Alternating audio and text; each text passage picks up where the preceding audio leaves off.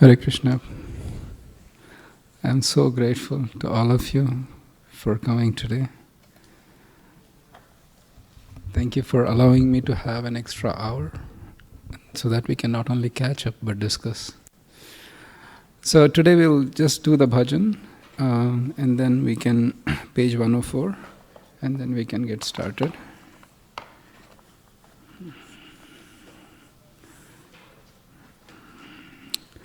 So I'll just quickly read the translation. 104.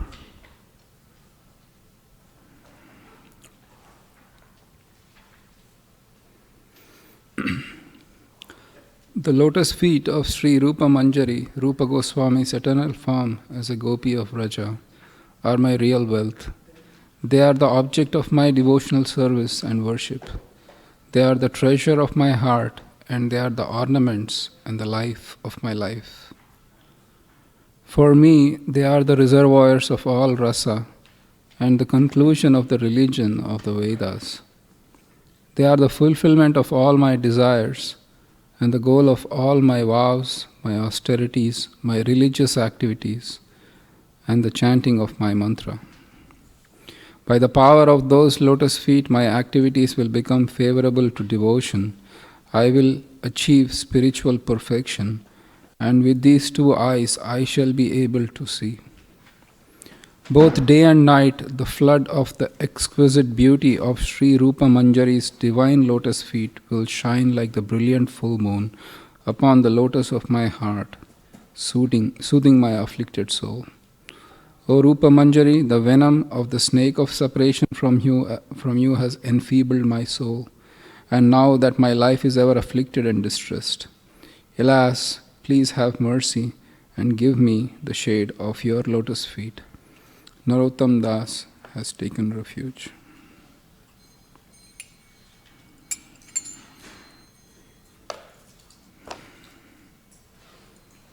Hare Krishna.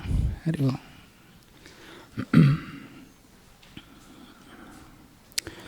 Sri Rupa Manjari Pada Sei Mora Sampada Sei Mora Bhajan Pujana.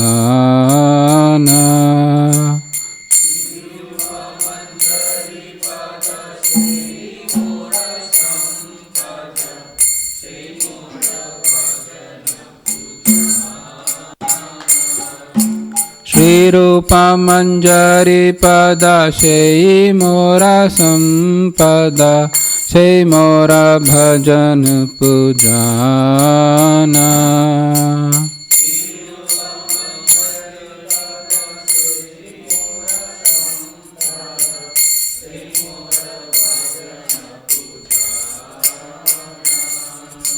Sei moro pranadhana, sei moro abharana, sei mora jivanir jivana.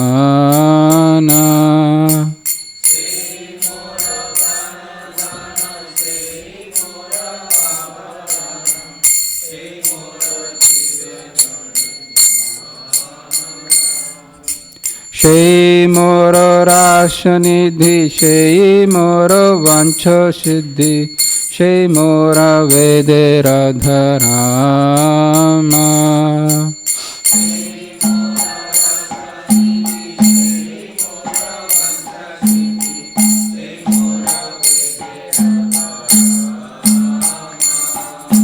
Sei brata, sei tapa, sei moro mantra japa, sei mora dharam karama.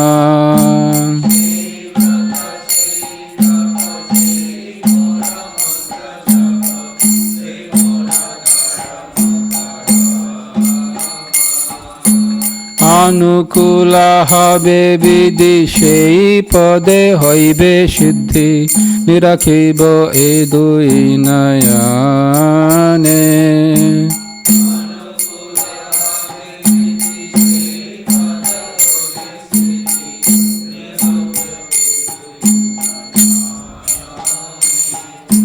Anukula habe vidhi, sei pade hoibe siddhi, Nirakhibo edui nayane.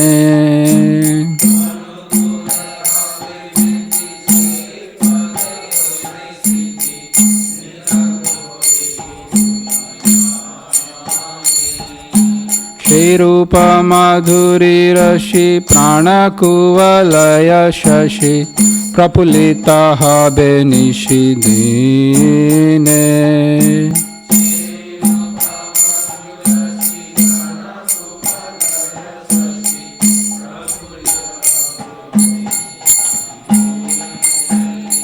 Tuya adarshana ahi gara le jarolo dehi chirodina tapita jivana.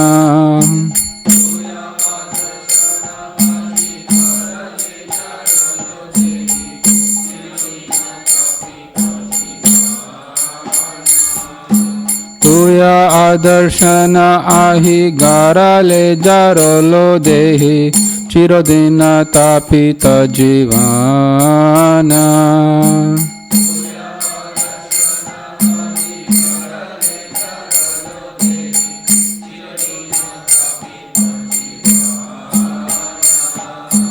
Aha Prabhu koro doya deho mare pado chaya narotama loi lo sharana.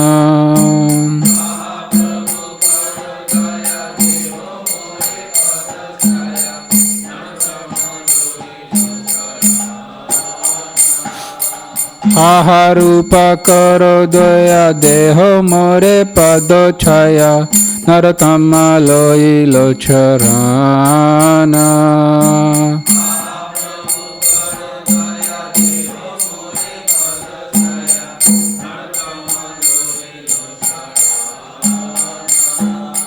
Hare Krishna Krishna Krishna Hare Hare Hare Ram Ram Ram Hare Hare.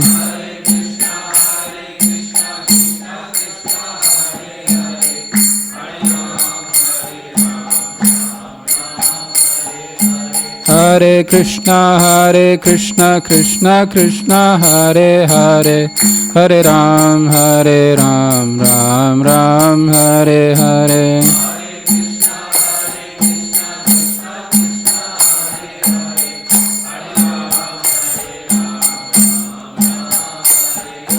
Hare Krishna Krishna Krishna Hare Hare Hare Ram Ram Ram Hare Hare.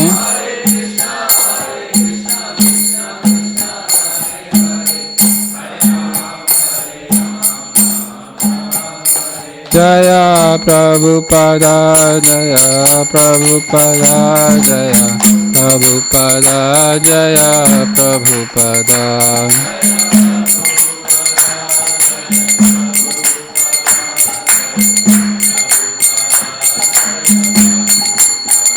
Jaya Guru Deva Jaya Guru Deva Jaya Guru Deva Jaya Guru Deva.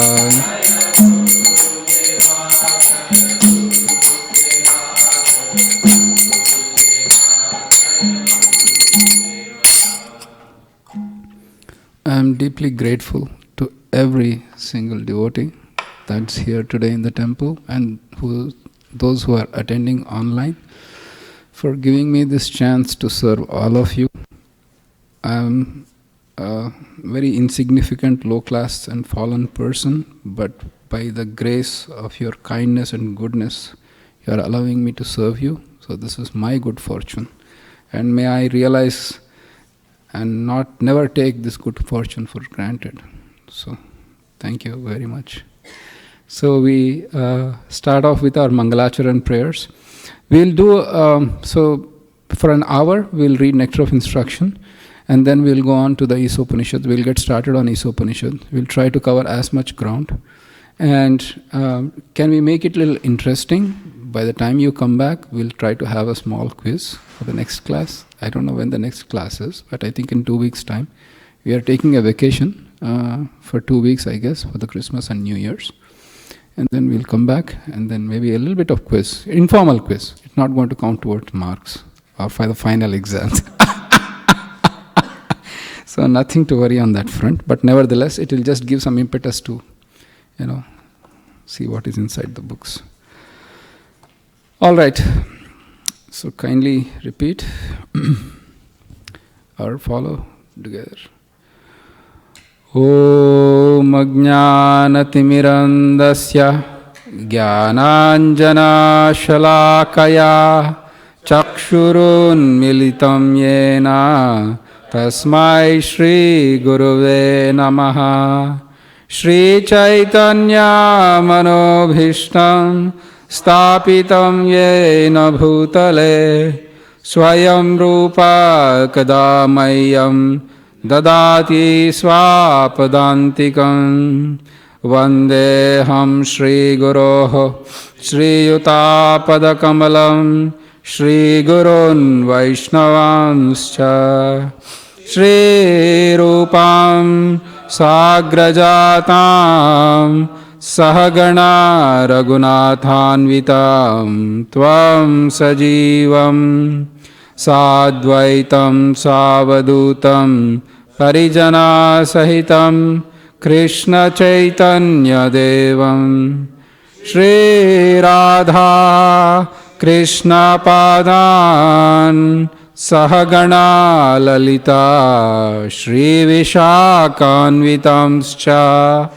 He Krishna Karuna Sindho Dinabandho Jagatpate Gopesha Gopika Kanta Radha Kanta Namostute Tapta Kanchana Gaurangi Radhe Vrindavaneshwari Vrishabhanu Sute Devi Pranamami Hari Priye Vancha Kalpatarubhayascha Kripa Sindhubhya Evacha Patitanam Pavanebhyo Vaishnavebhyo Namo Namaha. Jaya Shri Krishna Chaitanya Prabhu Nityananda Shri Advaita Gadadhar Srivasadi Gaura Bhakta Vrinda. Hare Krishna Krishna Krishna Hare Hare Hare Rama Rama Rama Hare Hare. Matsamo nasti papatma na paradhi cha kaschana parihare pilajjame kim bruve purushottama. Bhumau skalita padanam bhumireva valambanam tvai jata paradhanam tvameva sharanam prabho. Govinda vallabhe radhe prarthaye tvamaham sada tvadiyam niti janatu Govindo mam tvaya saha. Radha radhita radhesha radhika prana vallabha Radha ramana vande tvam radhika prema nirjita. Hare Krishna. Welcome again. Thank you for joining. So the first verse of, so we have the number 666 for the first 4 verses. So the first 6 discuss about 6 urges. And then, so the idea is that we should never get angry, right? According to the purport, anger should never come. Legitimate purpose. And what is the legitimate purpose? Right. So if yes, thank you. And what is the second 6? 6 don'ts or 6 red lights, traffic red lights. And so what are those? Atyahar means to overeat, right? That's all. Overeating. One shouldn't overeat. But you can try to earn a lot of money even though you don't need it. Over endeavor or over collecting, atyahara. Because we discussed that in the first verse, Rupa Goswami talks about two things, tongue and the belly. And the tongue and the belly already includes ahar. Tongue and belly and ahar are kind of tied in together, yes or yes? They are meant for food. So why does atyahara come again? It's more of over collecting than what we need. That can be practically implemented, as in we can go and take a stock now that the year end is coming upon us. Maybe we can take a look at the wardrobe and see how many clothes you really don't need. And then you will be shocked and surprised, really, did I even have this kind of garment that I never knew it existed? So you might want to do something about these kinds of things. The third six, did we come to the third six? Where did we stop? We stopped in the second six, I believe, right? So we didn't do the third six. The third six, let's go read. Govind Prabhu, kindly please read the Sanskrit. We'll all follow you. Go ahead. No, you can read. You can read the Utsaha Nishchaya. Utsaha Nishchaya Dhairyad Tat Karma Pravartanat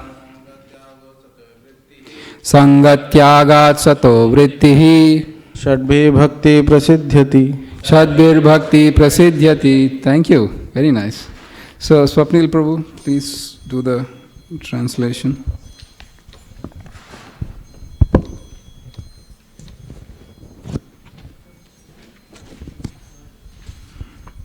So for those who are online, who just joined, we are going to read the translation for text 3 of Nectar of Instruction. Please go ahead.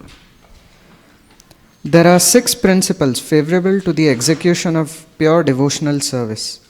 Being enthusiastic, endeavoring with confidence, being patient, acting according to regulative principles such as Shravanam, Kirtanam, Vishnu, Smaranam, hearing, chanting and remembering Krishna, abandoning the association of non-devotees, and following in the footsteps of the previous acharyas. These 6 principles undoubtedly assure the complete success of pure devotional service. Thank you.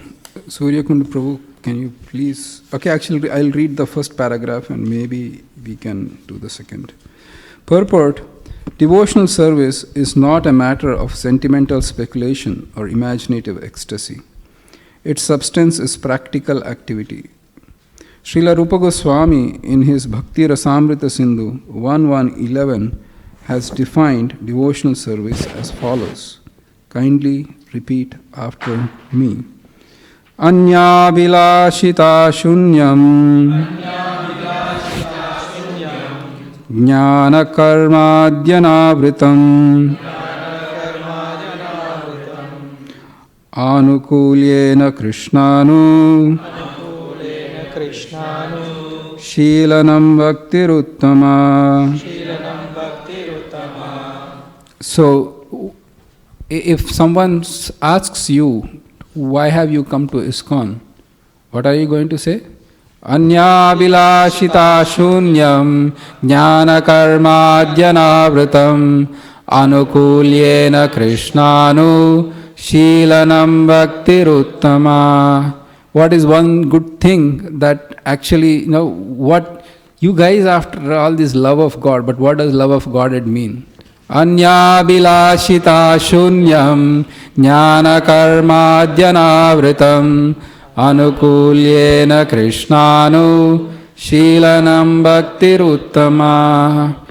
I won't say again, but the answer to a lot of questions can be this verse. So please do memorize this verse. For those who are going to take Nectar of Devotion, like it or not, you'll have this verse. You will have to memorize it. And basically this is in essence, when we go, last time when we had Nectar of Devotion class, we spent 4 hours just on this verse. 2 classes we spent just on this verse. Because this verse actually gives the sum and substance. What does it mean to be, we talk of pure devotee, pure devotional service, pure this, pure that, but what is pure? How do you define pure? Someone might say, hey, I am all pure, and according to somebody else's standard, you might not be. But there should be some acceptable definition of what is pure devotional service, which everyone is aspiring for, and that is this verse given by Rupa Goswami. This is the fulcrum, the foundation of our previous acharyas' service or devotional attitude toward Krishna. So, then let's just continue. Uttama Bhakti, we are reading on page 28, first paragraph. Uttama Bhakti, or unalloyed devotion onto the Supreme Personality of Godhead Sri Krishna, involves the rendering of devotional service in a way that is favorable to the Lord. This devotional service should be free from any extraneous motive and devoid of fruitive karma, impersonal jnana, and all other selfish desires. We can really get into the details when we do Nectar of Devotion.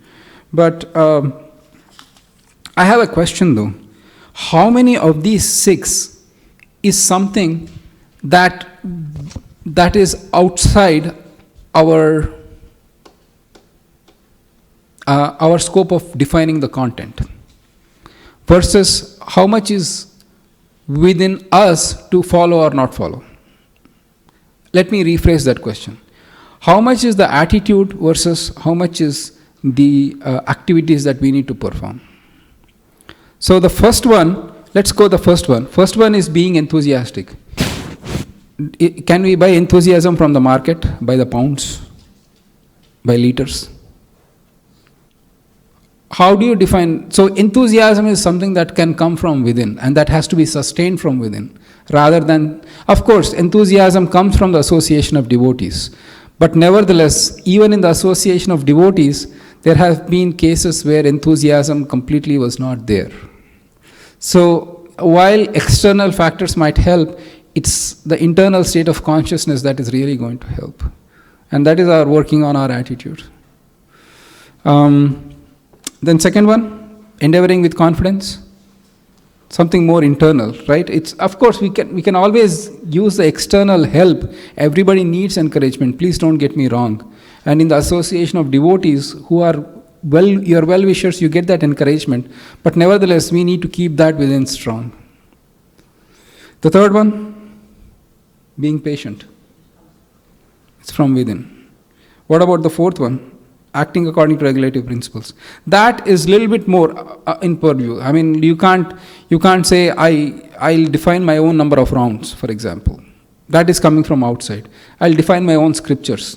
I like Padma Puran better than Bhagavad Puran. Or I like Matsya Puran or Bhavishya Puran better. So we have some standards there, right? And then what about the fifth one? This, it's internal, but also external is also there. Abandoning the association of non-devotees, it is mentioned, so tomorrow don't go put in resignation. I'm abandoning all the non-devotees at work. I mean, we have to use some judiciousness there. And what about the sixth one?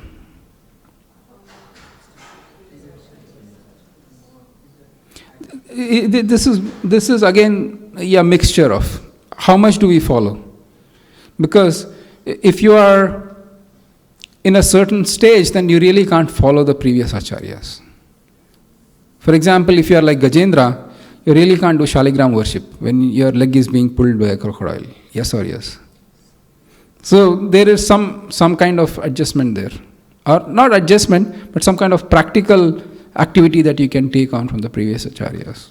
For example, we can't be like the Goswamis of Vrindavan. Right? Following the footsteps of previous acharyas. So, Srila Prabhupada, he goes deep into the purport in terms of what the devotional activities are. So that is Shravanam Kirtanam is standard. And then approaching a spiritual master. Few of the practical activities are mentioned here.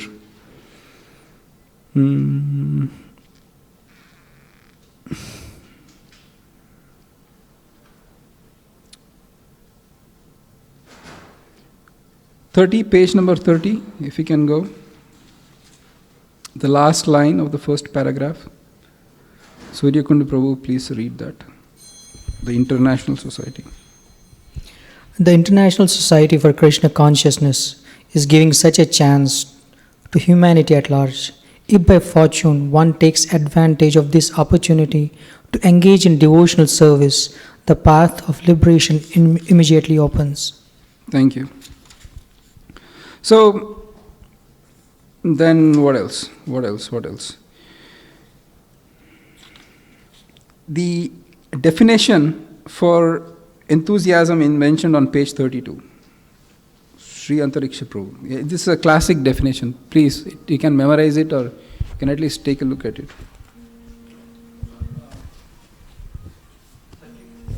32, the first paragraph or the second paragraph. Yeah.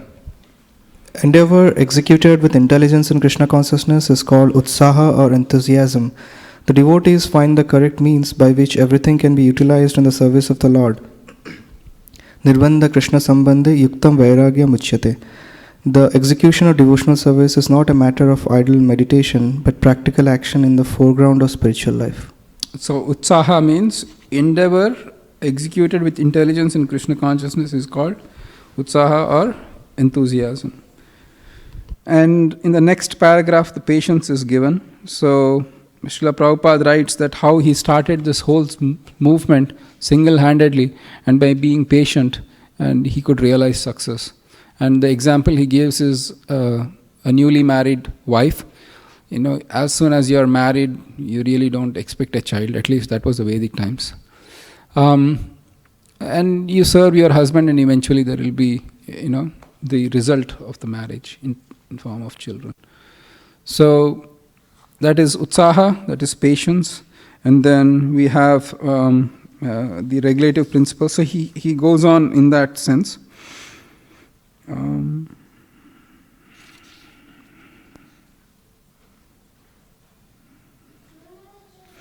So if you see again, the manifesto is going on. Mataji, please read the last paragraph on the page 33. Furthermore, in order to be successful in devotional service, one must give up the association of undesirable people. This includes karmi, jnanis, yogis, and other non-devotees. Once Sri Chaitanya Mahaprabhu was asked by one of his householder devotees about the general principles of Vaishnavism, as well as the general routine activities of the Vaishnava, and Sri Chaitanya Mahaprabhu immediately replied, Asat Sanga Tyagam, a Vaishnava Acharya. Characteristically, a Vaishnava is one who gives up the association of worldly people or non-devotees. Srila Narottama Dasa Thakura has therefore recommended Tandera Charana Sevi Bhakta Sane Vasam. One has to live in the company of pure devotees and execute the regulative principles laid down by the previous acharyas, the 6 Goswamis, namely Srila Rupa Goswami, Sri Sanatana Goswami, Sri Jiva Goswami, Sri Raghunatha Dasa Goswami, Sri Gopala Bhatta Goswami, and Sri Raghunatha Bhatta Goswami. If one lives in the association of devotees, there is little chance of associating with non-devotees. The International Society for Krishna Consciousness is opening many centers just to invite people to live in the company of devotees and practice the regulative principles of spiritual life. Thank you. So, and then further it continues with what the regulative principles are, like getting up in the morning and chanting your rounds. How do we understand giving up the association of non-devotees? It's a little touchy subject. Yes, Govind Prabhu had some thoughts and he can illuminate us. So, we can be like a lotus leaf. We can allow the water to fall on us, but let them slide by. We should have a covering. Nice. So it's like, have a very need to interact basis, but not let them influence us. Excellent. Yes, Sri Antariksha Prabhu. As Prabhuji said, do our day-to-day dealings on a need-to basis, but do not reveal our mind to them. Thank you. Satya, Prabhu. I have a question, Prabhuji.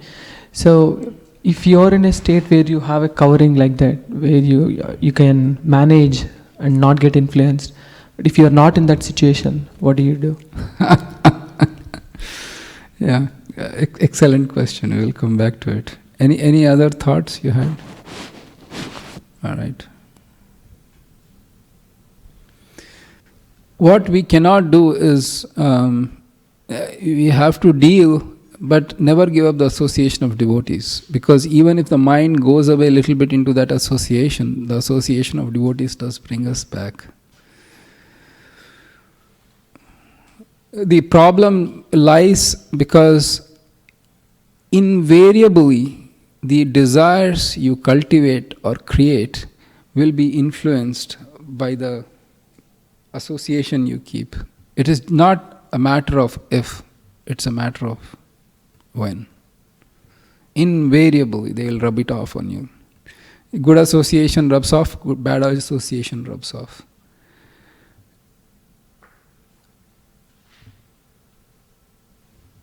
The other thing is that sometimes that association of non-devotees can be, you can give up, sometimes you cannot.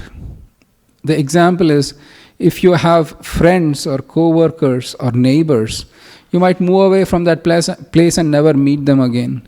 Or what if your own brothers or family members or your wife's family members, something like that, your own family members are like that and they are pulling you, then you cannot avoid.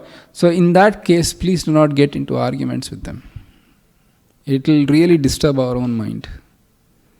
You should just, especially with parents who are not devotees and who try to sometimes discourage you or dissuade you. Sometimes it could be out of selfishness or jealousy. Sometimes it could be out of genuine compassion. For example, mother might say, I fed you every day and now you are doing this Ekadashi thing. What's wrong with you?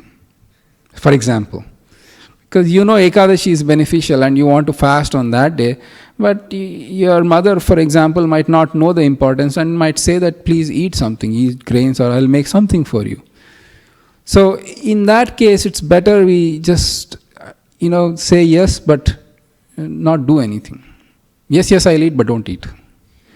Or, mothers might be a little hard to get away with that because they actually make it and keep it ready and will get upset if you don't eat. But in general, if you have relatives, you should, Narada Muni says that in Bhagavatam, you should say yes, all right, very well, but then you just do your way. You don't get involved too much. Because by that involvement, it really disturbs your mind. And it disturbs your mind from devotion to Krishna.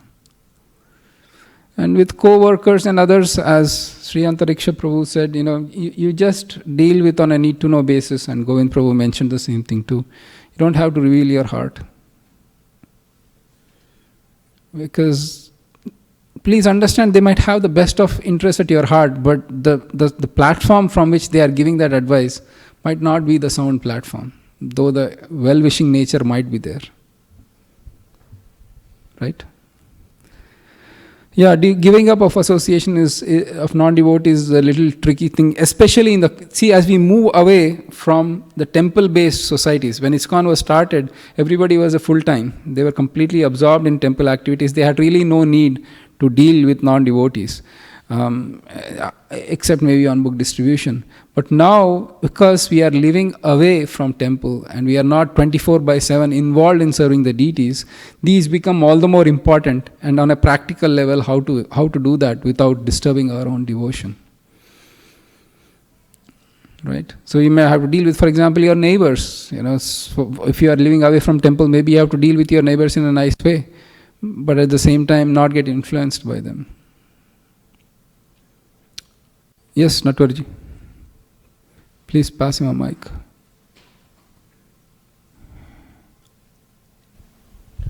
Hare Krishna Prabhu. Sometimes the association, actually you want that association because the taste for material Correct. desire does not go away, Prabhu. And then, you look for friends, and want to associate with them, right? How do you deal with this, Prabhu? Excellent question.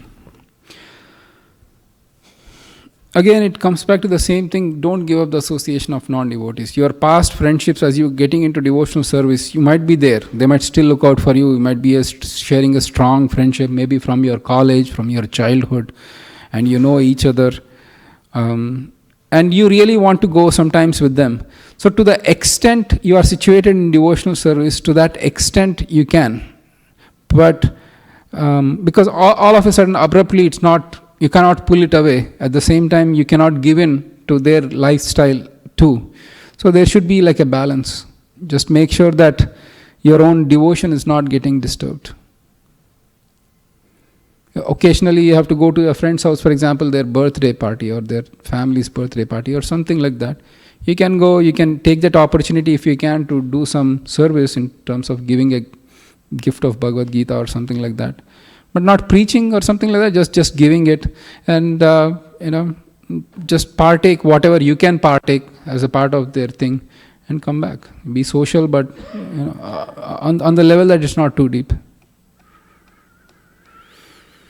Because there are social obligations which need to be fulfilled, and even you have your own desire. That we have not at that stage where we are ready to renounce, where our relationship with Krishna has become so strong that what Rupa Goswami said, if you really want to stay in the company of the society and your friends, then do not look upon the face of Govinda who is playing his flute on the banks of Yamuna.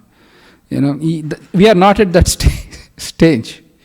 So we should have certain balance. Keep those desires till the extent that your taste in devotional service has not become strong. Because ultimately, they should. And eventually it really will fall away.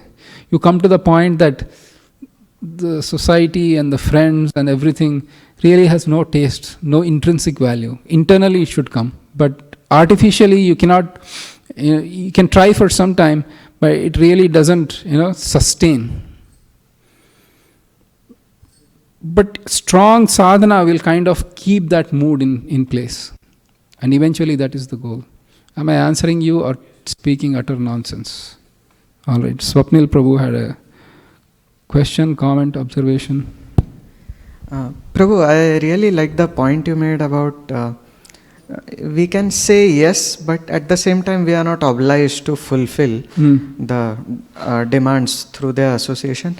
And at the same time, if we can give them a clear indication that, okay, this is my lifestyle, this is my path, I don't hate you or something, I am your well-wisher, and they can feel it gradually that if we give them prasad, so that way they appreciate, gradually start appreciating. Yeah. Yes.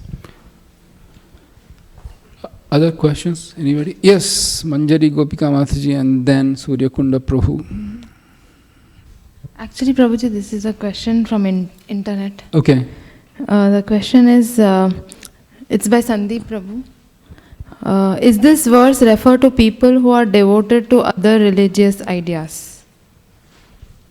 Sandeep Prabhu is asking, is this question related to, what do you mean by that? So does it also include those Vaishnavas but not same as ISKCON, or Mayavadis or Jnanis, or what do you mean by?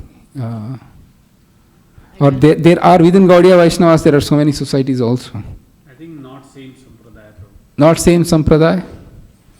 Not same Sampradaya we respect, because there are 4 Sampradayas. And we were discussing today morning in Bhagavatam that Prithu Maharaj was an incarnation of God, or he was like you and me? What sort of incarnation of God? Shakti Avesha Avatar. So, Shakti Avesh means he should take in Brahma Madhya Gaudiya, right? We should learn from Brahma Madhva, right? No, he took instructions from Kumaras. Sanatana, 4 Kumaras, they came to him and they gave him instruction. So the instructions he took, that doesn't mean that we disrespect. So any 4 legitimate bona fide sampradayas we should respect. They may not have the exact same goal or the exact same ritualistic details that ISKCON might have, but they are still on their bona fide sampradaya, and we give all respects to them. And, your path, mine is my path. There is no need to either get into argument with them or somehow, you are worshipping Vishnu. What's wrong with you? Krishna is supreme, don't you know? Vishnu is also supreme. To Krishna and Vishnu, there is no difference. I'll take a simple example of this. So, no, you are worshipping Vishnu, you are a Vaishnava, I respect you. And because Mahaprabhu himself showed by his example. When the Mayavadi sannyasis, he went to preach in Varanasi, did he go and chastise them? He could have. He is the supreme personality of God. He can chastise anybody in this entire universe or anybody in the spiritual material world. He is the supreme Lord. He is the ultimate authority is he. Nobody can question him. He is independent. He could have chastised them, but he went and bowed down before the Mayavad sannyasis. Right? Hare Krishna, welcome. Thank you for coming. Right? So we respect, we tolerate, but not in any way get into these arguments. Mine is better than yours. Unless somebody is really out to challenge you. And we have that power. That's another point. We have that power to defeat. By all means, do that. I'm not saying we should back off. I'm not saying that we should, take it lying down, the phrase they use. In the name of tolerance, again, back to the same thing, anger can be used when Krishna or his devotee is being blasphemed, but how the anger is used is very different. Please understand. I have an example. Many years ago, we were in the old temple and we were we were frying pakoras, and there was a major festival going on. I don't remember what was the festival. A major festival going on. We were cooking pakoras. No problems. So we were cooking pakoras, and there was this lady who came for the post. And she comes and says, "Hey, what are you guys doing?" I said, we are just cooking spiritual food. You can come back later, and then you can have, a plate full. She actually picked up a pakoda right there and popped it into her mouth before I could say anything, before it was offered to the Lord. Because we were cooking openly, and at that time there was not much space in the kitchen. The kitchen itself was like maybe the size of this mic booth or something like that. A little bigger than that, I'm just exaggerating. What are you going to do? You can't physically do anything to that lady because it will be an assault and you will be in jail. If she so chooses to make a complaint against you. And think of what would happen to the whole temple as a whole, and God forbid it gets into the news. Local ISKCON people assaulted a lady, and that too a lady who came to deliver mail. So what did I chastised her verbally because she couldn't do anything to that. But I could not put her hand, hold her hand, push her away, nothing. And this is the Lord's bhoga. And it's justifiable actually to grab the hand, push her or something like that, or not to do anything. But that would have constituted assault. So time, place, circumstance, we just make sure that that things are kind of under control. So the anger also, so that we don't take it lying down, but we should know the limits of where we can versus where we cannot. And Krishna knows to the extent we tried our best. He doesn't take the fact whether we were successful in completely demolishing that person and emerging victorious. And that's not Krishna's mood. Because Jatayu actually was in no position to fight Ravana. He was old, ill-equipped, both from the strength, both from the species perspective. Ravana was a Rakshasa, a very powerful personality. And he was not even a human being, he was a bird. But yet he fought. He knew it would be a defeating battle, but he did not back off and he fought. And Lord Ram was so gratified by his service. He didn't say, Jatayu, what was the use? What were you thinking? And did you win the battle for me? Did Sita come back? No, he was so pleased. So you see the mood on how we defend. So these devotees, non-devotees, and thank you. One should use certain amount of balance. In the young stage, in a very idealistic stage, we'll go like brimstone against the offenders, and we take the book to the heart, and then really we do stuff which we might regret later, and years later you will think. I did hear stories like that, trust me, that the devotees were idealistic and enthusiastic, and as age went by, they were like mellowing down. It's not like It was not all about that. Exactly, because that might work for some time, but later the lasting impression is not there. Because please understand, the devotional service is a struggle that each of us has to put in. Each of us has to pray to Krishna, please give me the strength. Association of devotees will matter, but Maya Devi is very strong. She can trick you in the name of being a devotee. It has happened many, many times. I know a person who was thinking that I'm all set doing this, and I'm doing it for devotional service, and I know this is the right way to do. He was never seen back in temple again. It was right from a perspective of what the devotional service was. But our own thing, our own struggle, we pray to Krishna that please give me intelligence on how to handle this situation. It could be not only with outside devotees, our own children might sometimes not be inclined to devotional service. Then what are we going to do? They'll say, I hate Krishna, for example. Children, they might say that sometimes. Now, what are you going to do? You'll just take a stick and beat them up. Hey, you're going to ever say again. He'll never say it, but he'll always take it in the back of the mind. Makes sense? Am I speaking too much? Is it anyway useful? Because we are at 1 o'clock. We still have we'll cover maybe another 2-3 verses maybe, and then we can do. Any questions thus far? Natwarji. Prabhu, can you shed more light on being enthusiastic and patient?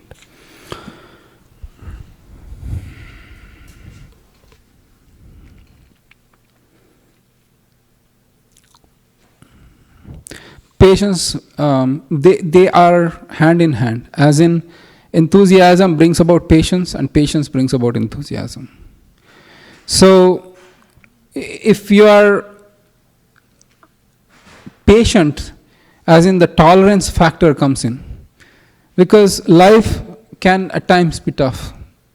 We are in the situation where the 3 types of miseries will, can, and shall haunt us. One way or other they will come. And it is not just the story of Kali Yuga. That's another thing people might think. Why was I born in Kali Yuga? Did I have to work this hard?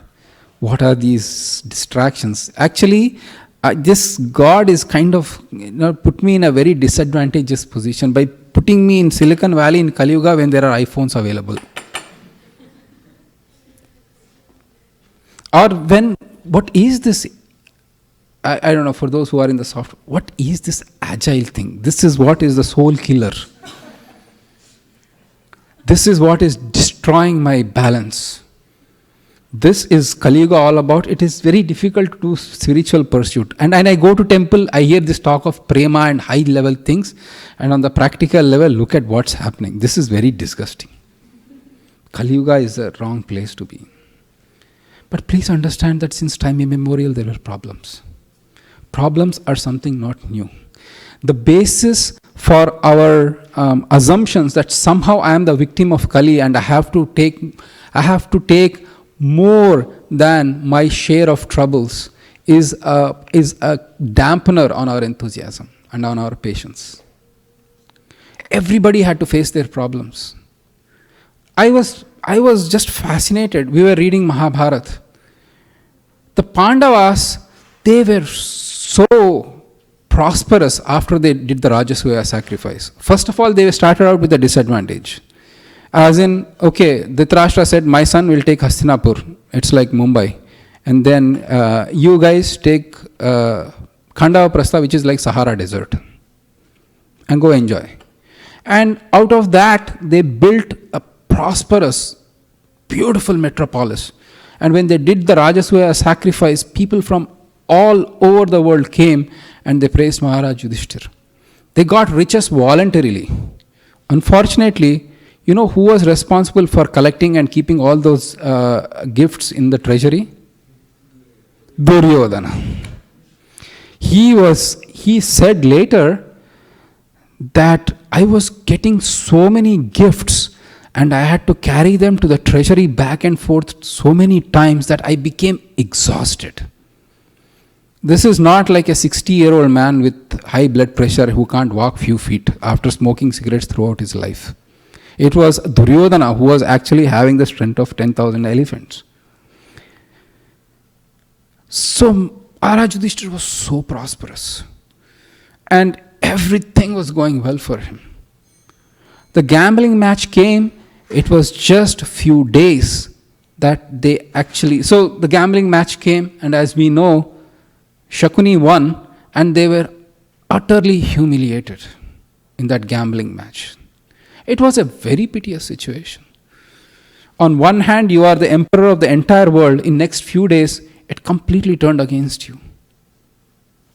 Just imagine the situation. We lose a job, we get a job, we got used to it.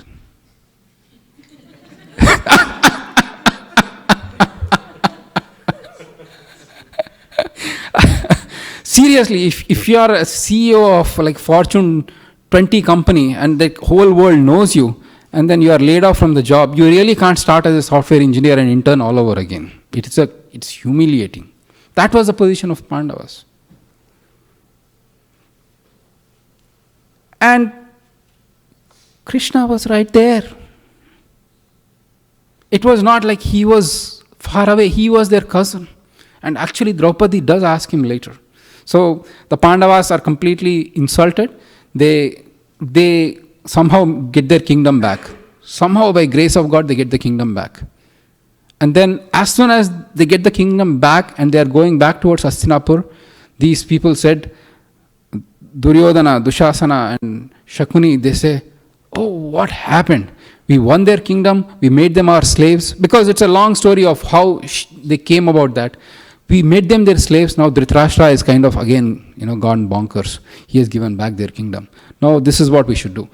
Call them for one time, final time. If they lose, then they're going to go back to forest for 12 years. If not, we'll do that.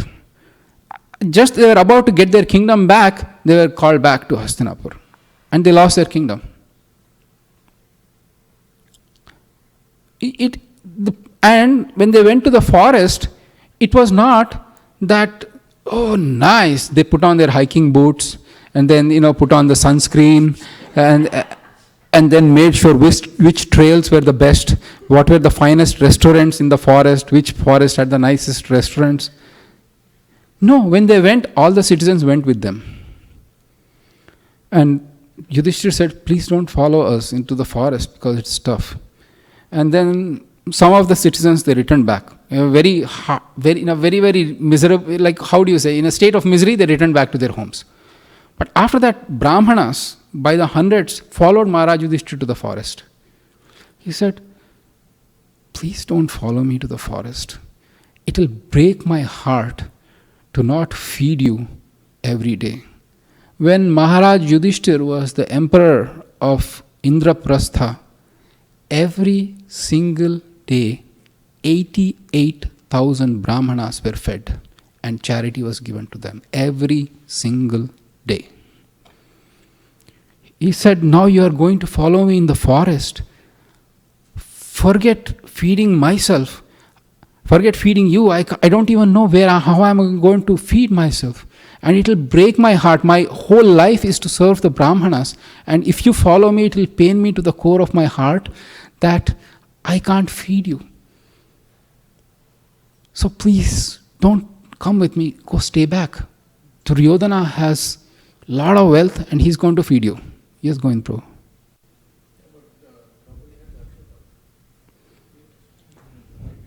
Yeah, I'm coming to that. So, then the Brahmana said, you are the righteous personified. Wherever you go, we'll come with you. And don't worry, we will maintain ourselves. You don't have to feed us, we'll take care of ourselves. Let's just come with you. Besides, you will be in the forest. Anyway, you will have a lot of time. We will entertain you with stories from Puranas. and we'll have philosophical discussions, and then that way we'll pass time. Maharaj Yudhishthira said, I'm very, very fond of the company of Brahmanas, but then he couldn't say anything. He couldn't say, don't come. And when their objection was that I couldn't feed you, and when they said, no, don't worry, we'll take care of ourselves, we'll come with you, he had no response to say, don't come. He was not even a king at that tough time. There is no way he need to exert his authority. So they came. And then Yudhishthira approached Dhaumya. He said, this is a problem, serious problem. I have to feed them. And then, as Govind Prabhu says, Dhaumya said, you should worship sun god. So for 3 days and 3 nights without eating anything, he is in the Ganges. Then sun god comes and says, okay, take this pot. Whatever you cook in this, whatever simple thing, roots in the forest you cook, it will be in unlimited quantity till Draupadi eats. So the point is, they were facing problems. Life is not rosy at any point of time in the material world. The problems can be different, and the solutions might be different, but the problems still remain. So the idea, Natwarji, I am trying to say is that if we have that outlook, then we will say, yes, problems will come, and we can face it. Is that a little bit helpful? When we have that tolerant, then enthusiasm will come, because that outlook, the tolerant activity, Krishna will give impetus. He says, okay, my devotee is tolerant in spite of the troubles, then why won't he give you that enthusiasm? Or if you are enthusiastic, even the troubles they come, you say, it's okay, no big deal, I can take care of it. The problem comes when you think, the only person in the world who is having troubles is me. Everyone else is so happy. Look at their son, they're so well behaved, and look at my son, or my daughter, or my wife, or my husband. You can use it for anything. Or a job, or car, or house, or whatever. You can apply it with anything. But everybody has to face, because the destiny is so strong. I have come with a destiny here that I cannot shake off, and that will come. So if you have that attitude, yes, it is going to come, good is going to come, bad is going to come, but let my devotion to Krishna never fade. Let my motive that achieving lotus feet of Krishna is the aim of life may never ever diminish. Just we pray to Krishna for that. You can give me what you want to give me, because my destiny is there, and your prerogative. You can control my destiny, you can eradicate my destiny, you can enhance it or you can diminish it, but it's your call, and I can't do anything about it. Because the Pandavas, they were destined. Before they had this gambling match, actually Vyasadeva came to Yudhishthira and said, you will lose your kingdom. There will be a situation where for next 13 years, he'll never say you lose your kingdom, for 13 years you will have a very bad period of your life. There is a chance that you will not be the emperor.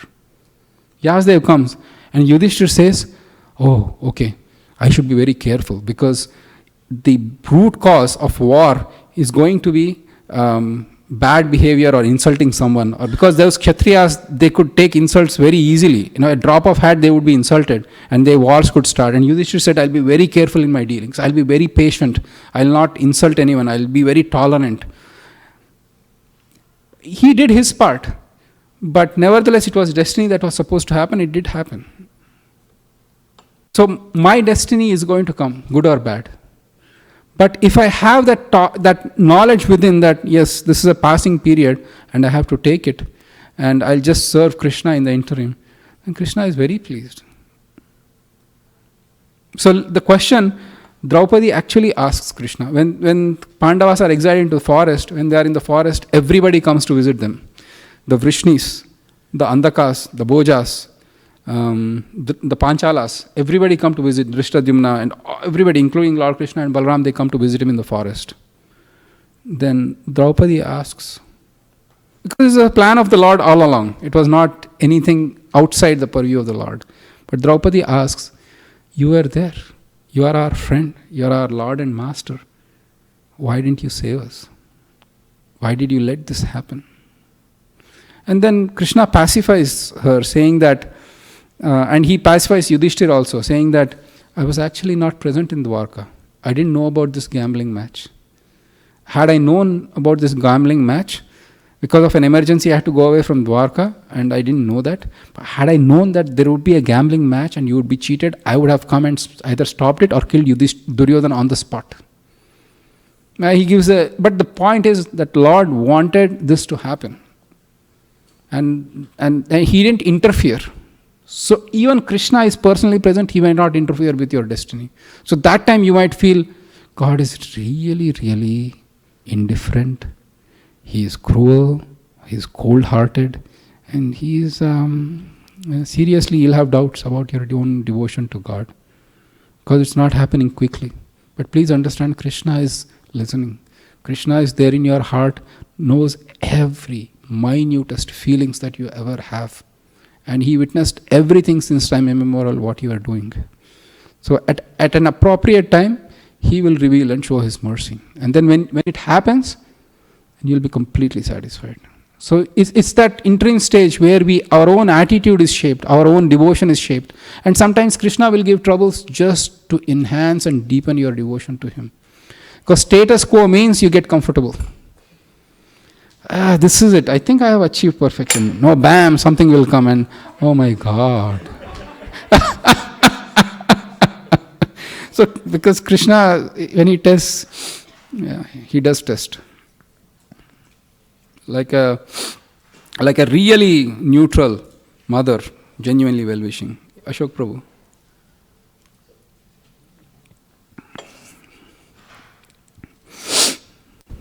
So Prabhuji, question here. So first question is like Yudhishthir, he is a Kshatriya, and so gambling. So game is okay, but why did he first of all enter into gambling? That's my first question with Shakuni and his team. Second thing is they lost all that, they were humiliated, they were sent back, right? And immediately they are called again for a second match. So at least second time he should know that, right? What happened in the first time, and why did he come for the second time, and how does dharma play here? Like he's the symbol of dharma there. So especially lessons learned, right? We do apply all these things, yes. But why did he come for the second time? Your question is outstanding, and we will answer it towards the end of the class. No, seriously, we will answer that. I promise you I'll answer that, but we'll continue with that. And meanwhile, other devotees can think of possible answers, and then we can go ahead and then, get into that. But very nice question, because as devotees, we are saying that we shouldn't be gambling, and it's one of the regulative principles. It's a very strict regulative principle. But here you see the emblem of dharma, actually gambling, right? Yeah, it's an outstanding question. We should definitely discuss that. Actually, you know what? Let's discuss that now. Because the reason I thought is I will be digressing if I answer that, but no, because of the regulative principles that are mentioned in the book, then we can it becomes in the purview. So the code, in those days, the code of Kshatriya was that if you are invited to a war or to a gambling match, you shouldn't say no.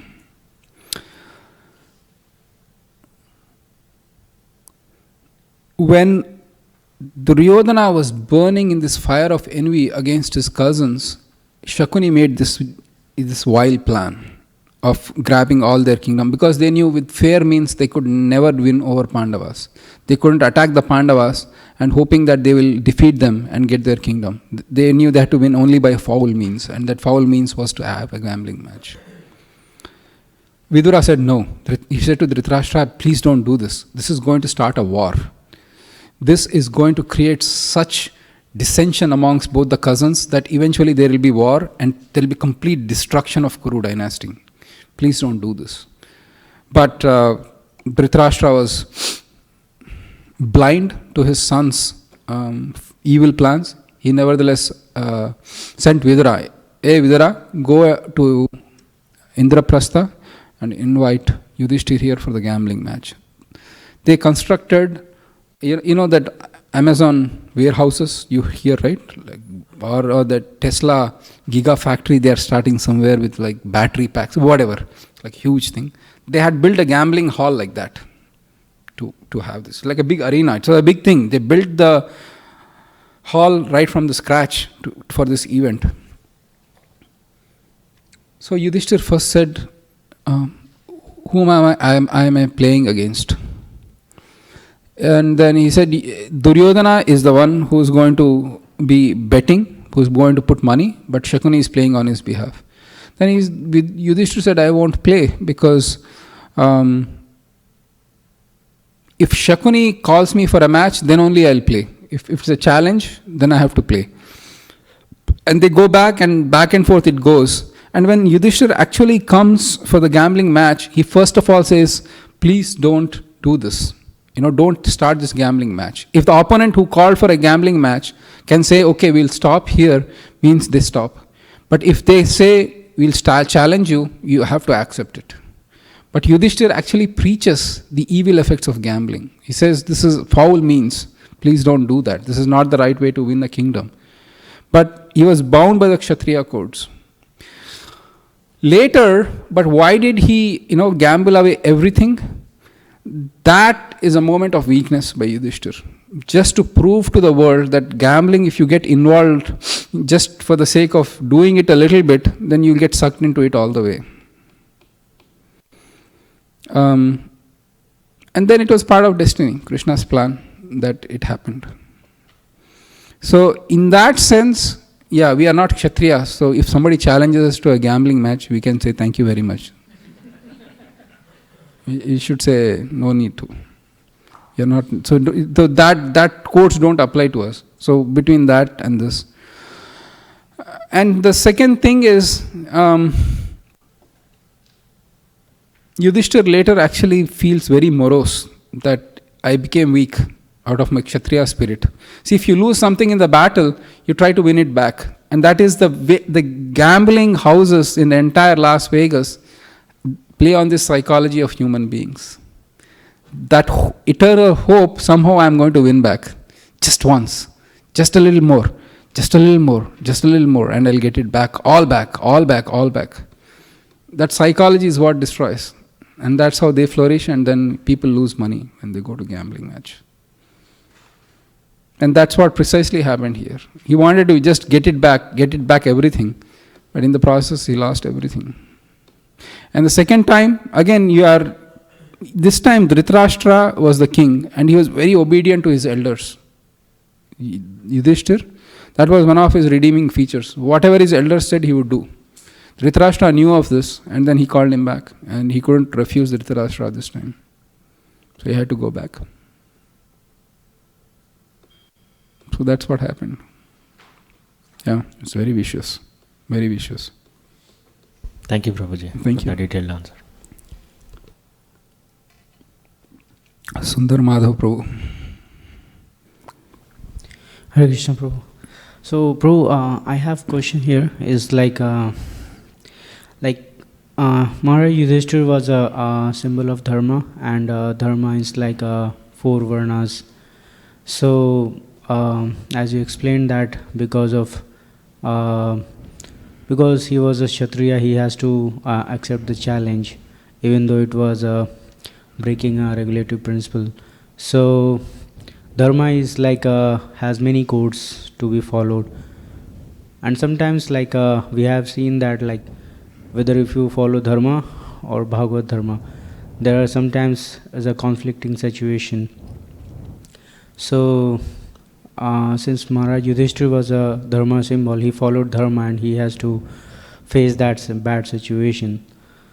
But for us, we should be on a Bhagavad dharma path or dharma path. We'll follow our dharma. Right now, the problem in Kali Yuga is, what is our dharma? I understand is from Srila Prabhupada, Bhagavad dharma is main dharma. Correct. No, but besides that, from day-to-day subsistence, what is your dharma? Are you a Brahmana? Are you a Kshatriya? Are you a Vaishya? Or a Shudra? That's my point. So, you asked the question, you answered it, wherein your Bhagavad dharma is the prime thing. Hearing and chanting is like the essence, and everything that can support without being sinful. You can really not get into all these industries, slaughter industry or alcohol industry, intoxication industry, or any of sort of all those 4 regulative principle industries you can still avoid and make a living. Indirectly you may be responsible, because as a software engineer you will say, really, you're working for software? Did you know that 75% of software revenue generation is done through online gambling and illicit activities going on online? Do you know that? So you are not participating in that. That's another point that comes about. Because the government allows the cow slaughter, should you pay taxes or not? Because you pay taxes to the government, which means you are enabling the government that allows cow slaughter. Don't pay, you will go to jail. What are you supposed to do? So the age of Kali is the age of anomaly and really like very topsy-turvy. The best idea is to do your Bhagavad dharma and let Krishna take care of the rest, because you can't control the rest.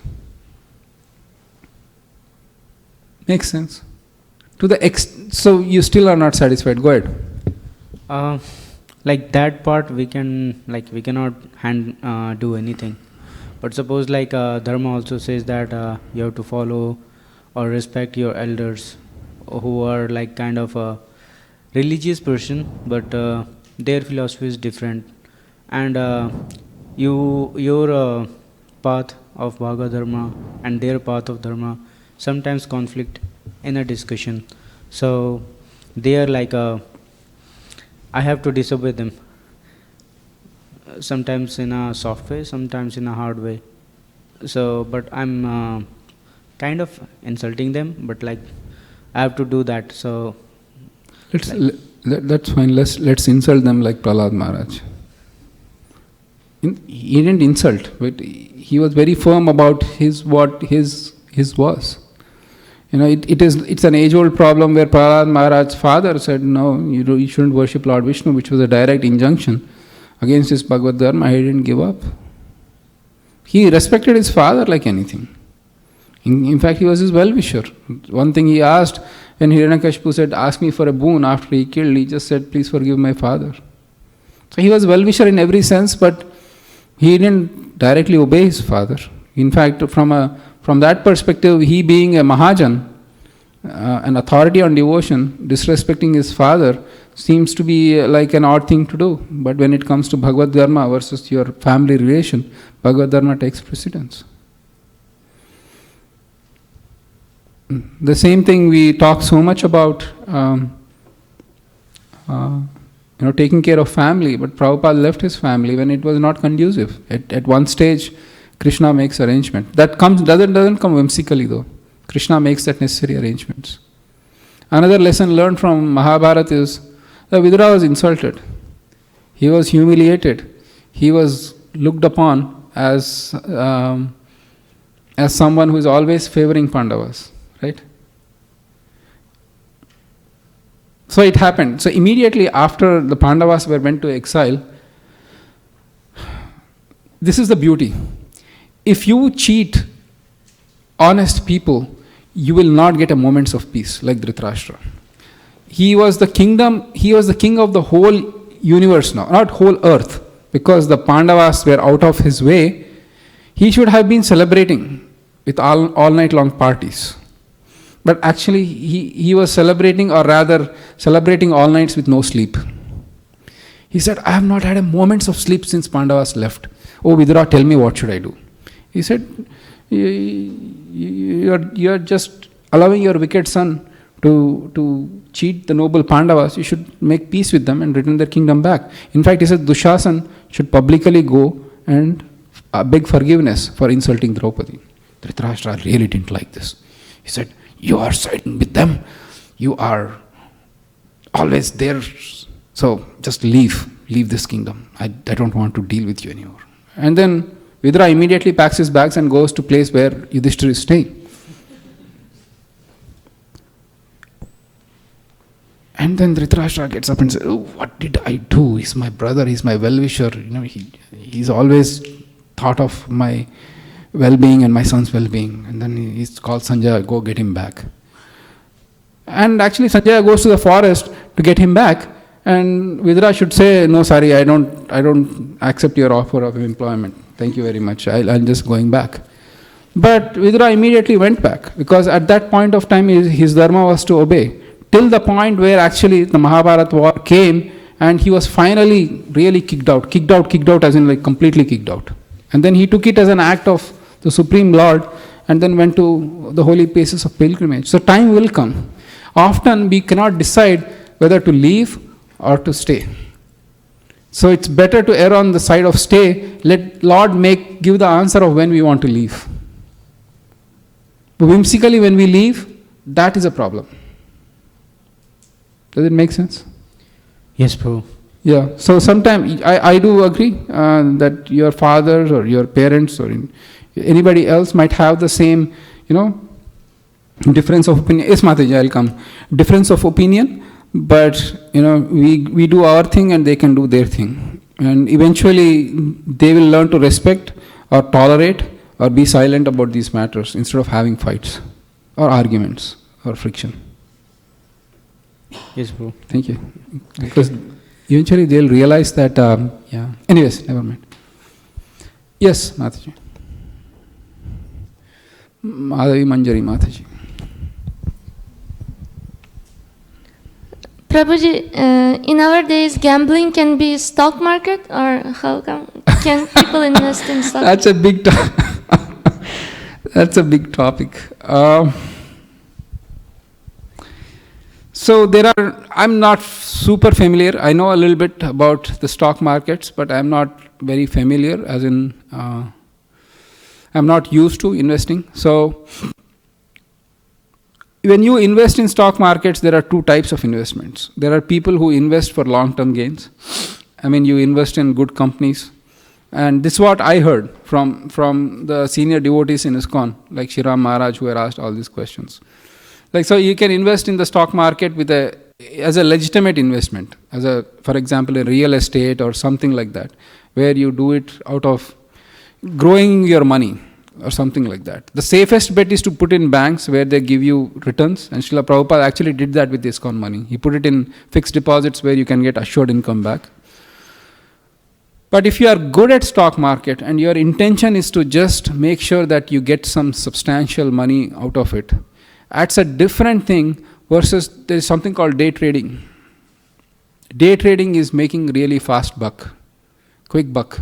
You invest in the morning, take it out in the evening, you are always absorbed, your mind is absorbed in which stock is going, where it is. And then, you get adrenaline rush, you invest in futures, that's even more riskier. So, if you can, ideally do nothing with stock market. But if you have to, then please make it as an investment of long term rather than taking it as I invest now, I'll get 10 times in 10 years. That is just gambling mentality. Whatever return I get it by mercy of God. Let Him guide me because I need some money, or whatever is a normal course of business venture, rather than thinking in terms of gambling mentality. Oh, I invest now, look at that person, they made 10 times and the bank is giving me only 2%. And then, maybe I should pull now, oh, the stock went down less, that it went up, and the whole mind gets agitated and it goes into gambling mode actually. And then, oh, maybe I lost that money, maybe I should invest here and I should, then it just becomes a gambling mentality. Or maybe that stock is better. So you see how it is going. And you should control. After some time, if you can't do it, God is saying, it's not for me, so let me kind of get out, rather than get more and more deeper and get more and more involved in it. Make sense? Yeah. So, don't do it at home kind of situation, if you really don't know what you are doing. Yeah. But if you can avoid, it's good. But I know the compulsions. The other thing about the stock market is this. Indirectly, you might be tied. Your 401k, for example. Anybody saving for their kids' college? Somebody saving, right? So where is that money going? Where is that person who is actually investing, putting that money? If you are saving your money for 401k, where is that money going? So my point is, we will be indirectly involved somehow or other. It's just the nature of this economy right now. So, but yeah, let's not put too much faith in that and get this gambling mentality. Especially day trading, I heard, is a really gambling mentality. Out there for quick buck. You have something to say to that? Please use a mic. Actually, the online devotees might be really... Yeah, sometimes in stock market trading, day trading is called gambling. It is called. Legally, it is called gambling. It's called gambling. Yes. I see. Okay. So by all means, we'll avoid day trading. If somebody says, let's do some day trading, you'll say, no, I follow the fourth regulative principle, no gambling. Makes sense? All right. Yes. Yes, Ji. Hare Krishna. Prabhu, all of us are very fortunate. We are working in the Silicon Valley. We can just code our program and maybe do some hardware design and go back and sleep. There are devotees who are living in the New York temple, and their profession, legal profession, is to work for Morgan Stanley, and they have to involve in gambling, as my wife just mentioned. Right. Day trading, that's what is earning their bread and butter and prasadam for the temple actually. I see. So is that illegitimate? I don't know. It depends on the temple authorities, I guess. I don't want to get into that. But it's for the temple authorities to decide. Is it okay to sell some substances instead of books and make money for the temple? Just only for example, I mean, for in general purpose, there are devotees who are by profession involved in these activities, regardless of where they are living, New York or Mumbai, Dalal Street or Wall Street. They are people who are basically involved in these professions, and they are doing it after legitimate study of MBA, finance and everything, and because they think it's good. You and I may not be the person who agrees with them, but right? No, yeah. I mean, again, so as much as you are coding, the company is gambling upon you that you write the right code. Right? So you are not doing it for yourself. And you can be coding for a company which is online gambling, for example. So maybe the people who are working in the stock market, they are investing on behalf and they don't make much money. Maybe they make some money, they don't make much money. But eventually they are not doing it for themselves. I mean, from whatever little you said, that's what I can make out of the situation. But then, it's a deeper thing. Achyuta Chaitanya Prabhu. Anybody else before that? Madhavi Machidi, does it answer? Does it answer your question? All right. That's an interesting topic though. Actually, just to give a perspective, I was before in an investment bank.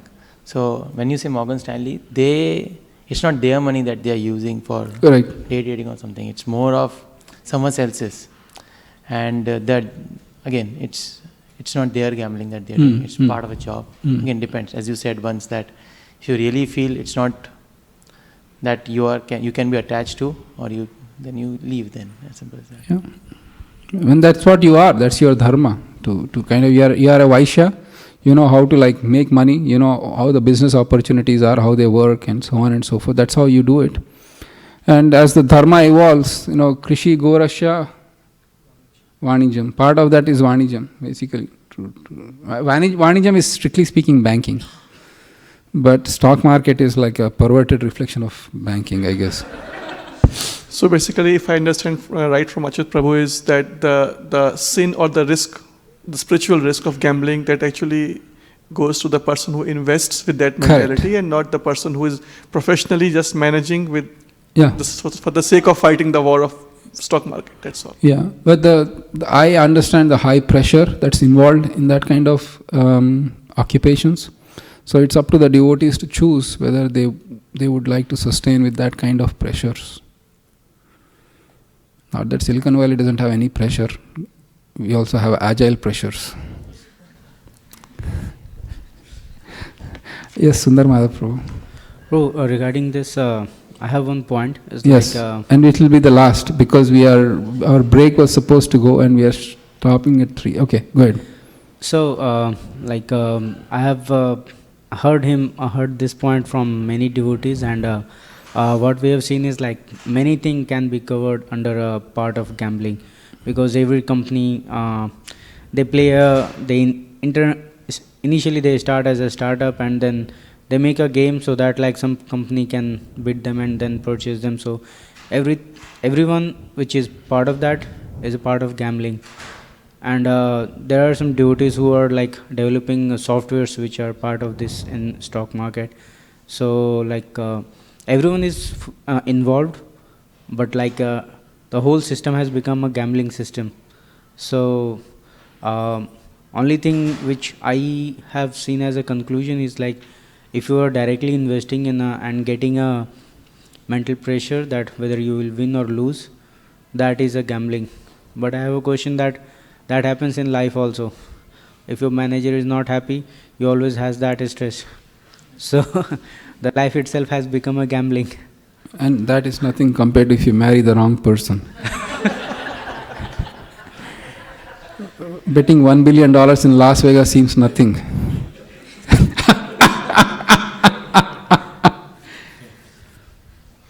Yeah? So I was like, I was not very sure, like I only knows that I'm always part of gambling because the whole system is gambling.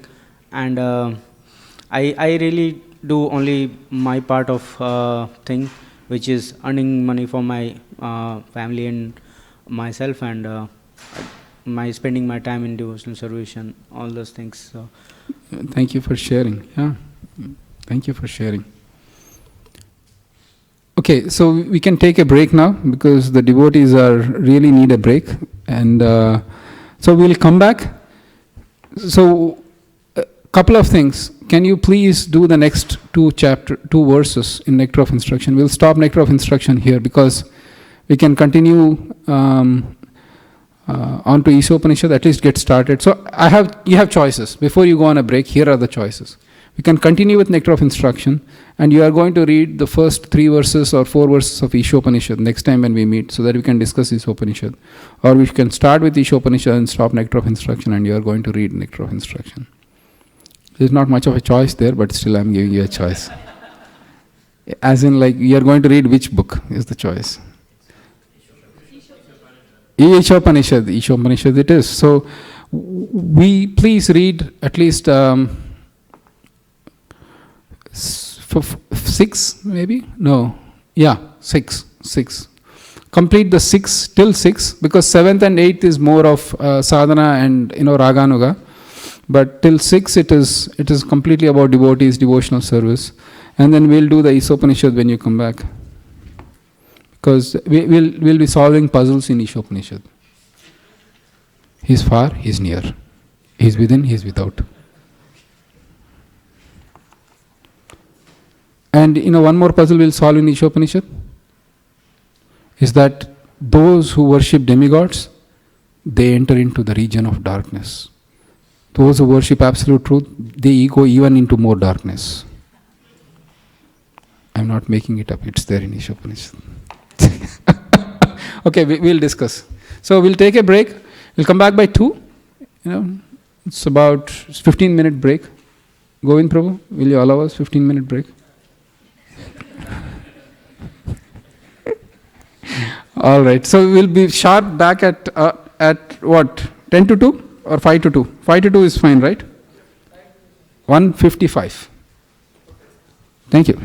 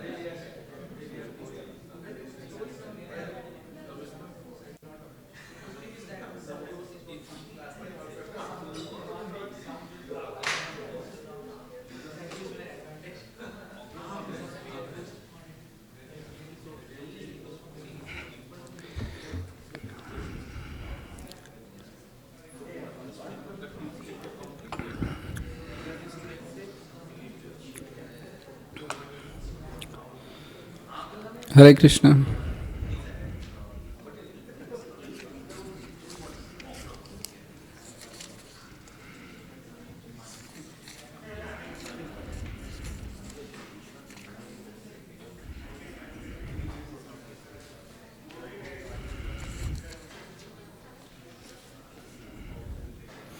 Who is next in line to read? So that is done.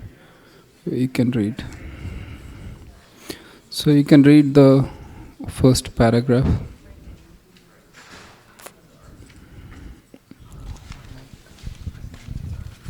This is a lecture by His Divine Grace, A.C. Bhaktivedanta Swami Prabhupada. He gave it in 1969 in London. So. Is it invocation or introduction? No, the introduction, please. Yes.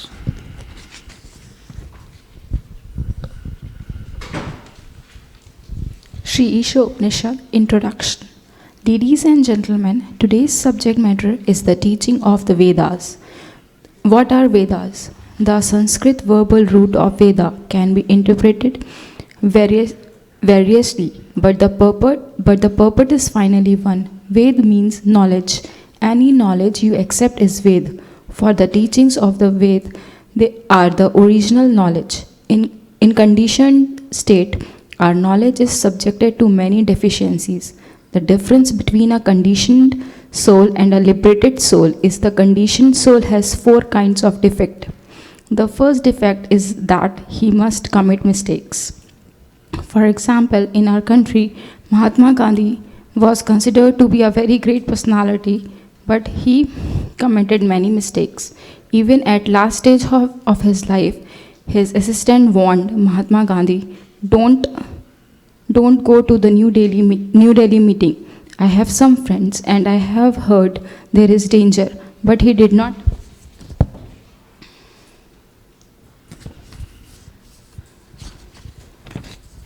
But he did not hear. He persisted in going and was killed. Even great personalities like Mahatma Gandhi, President Kennedy, there are so many of them make mistakes. To err is human. This is one defect of the conditioned soul. Thank you. Next paragraph. Another defect, to be illusioned. Illusion means to accept something which is not. Maya. Maya means what is not. Everyone is accepting the body as the self. If I ask you what you are, you will say, I am Mr. John, I am a rich man, I am this, I am that. All these are bodily identifications. But you are not this body. This is illusion. The third defect is the cheating propensity. Everyone has the propensity to cheat others. Although a person is fool number 1, he possesses himself as very intelligent. Although it is already pointed out that he is in illusion and makes mistakes, he will theorize, I think this is this, but he does not even know his own position. He writes books of philosophy, although he is defective. That is his disease, that is cheating. Last paragraph, yeah, please. Lastly, our senses are imperfect. We are very proud of our eyes. Often someone will challenge, can you show me God? But do you have the eyes to see God? You will never see if you haven't the eyes. If immediately the room becomes dark, you cannot even see your hands. So what power do you have to see? We cannot therefore expect knowledge, Veda, with these imperfect senses. With all these deficiencies, in conditioned life, we cannot give perfect knowledge to anyone, nor are we ourselves perfect. Therefore, we accept the Vedas as they are. Thank you. So, what are the 4 defects of the conditioned soul?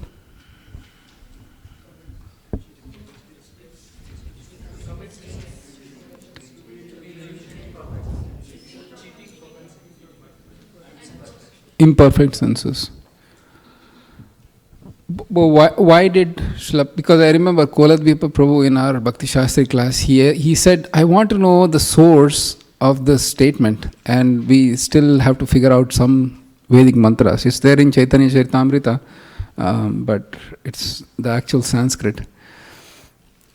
Why is this relevant is, how do you know what you know?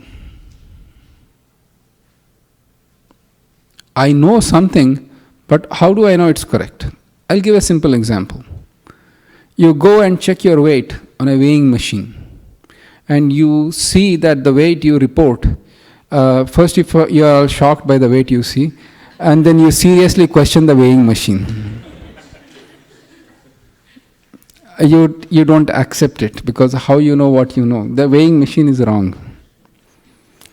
Or rather, how do you know that the weighing machine is showing correct weight?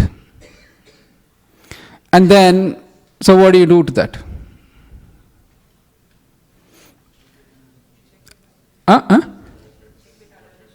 Check with other machines.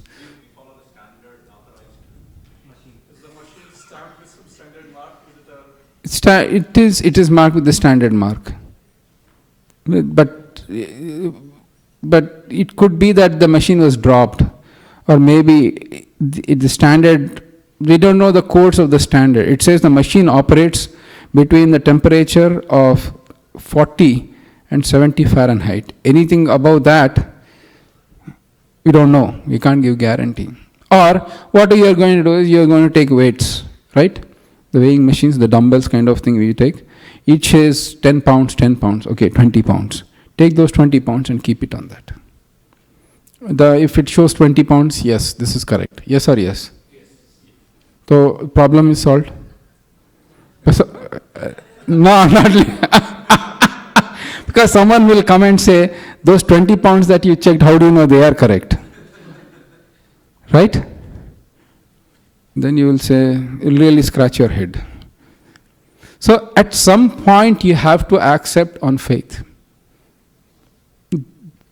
Yes or yes? Because this is the beauty though. Scientists say, we are very rational people. We are not men of faith. We have to experiment everything which we see. Really, did you see everything that you were told you were to see? For example, atoms. How many people believe that the atoms can be subdivided into protons, neutrons, and electrons? Practically everybody on this planet. But if you ask the scientists, did you actually see them? What do you mean, see them? Yeah, did you actually see them? No. Then somebody told you, right? And then you believed it. So you have to place your faith somewhere. Imagine if you go to the class and question, how do you prove? You say anything the teacher says, how do you prove? How do you prove? Show me the proof. You will learn nothing. The teacher will say, please, you go, there's a whole wide world, please be free to explore the truth on your own. Then, if material thing, our own body weight is such a problem and challenge, what do you think about God or knowing about Krishna, who is beyond the all material realms? Isn't that really a challenge? Then we should be sure that if there is information about God, that God is like this, God is like that, God has these characteristics, you better be sure it's coming from a bona fide source, right? Otherwise you start questioning the source itself. Or show me how that is truth. So the Vedas are something which are beyond the material manifestation. The Acharyas have said that we reject all kinds of evidence except from the Vedic evidence. There are 4 kinds of evidence. Actually there are 8 or 9 if you want to get into detail, but they are being distilled to 4. One is direct perception. I'll say, ladies and gentlemen, the temperature outside is 35. And what do? You go out and you really feel the chill. And you will say, probably he is right. I don't know 35 or not, 35 or 34.9, but whatever. He says it's right. Because that is coming from your direct perception. You feel it, right? Your senses tell it's cold outside. The other thing is logic. It is cold outside. Somebody says it's cold outside. Then you say, let me take a jacket or some sort of coat. It's a logical conclusion from what inference. Or the other inference is that everybody is paying taxes, so I should also pay taxes. Oh, my friend paid taxes. Oh, other friend paid taxes. So the logic is you better also pay your taxes, otherwise you will be in trouble. Yes or yes? So that is coming from logic. The other thing is called what is called a world history.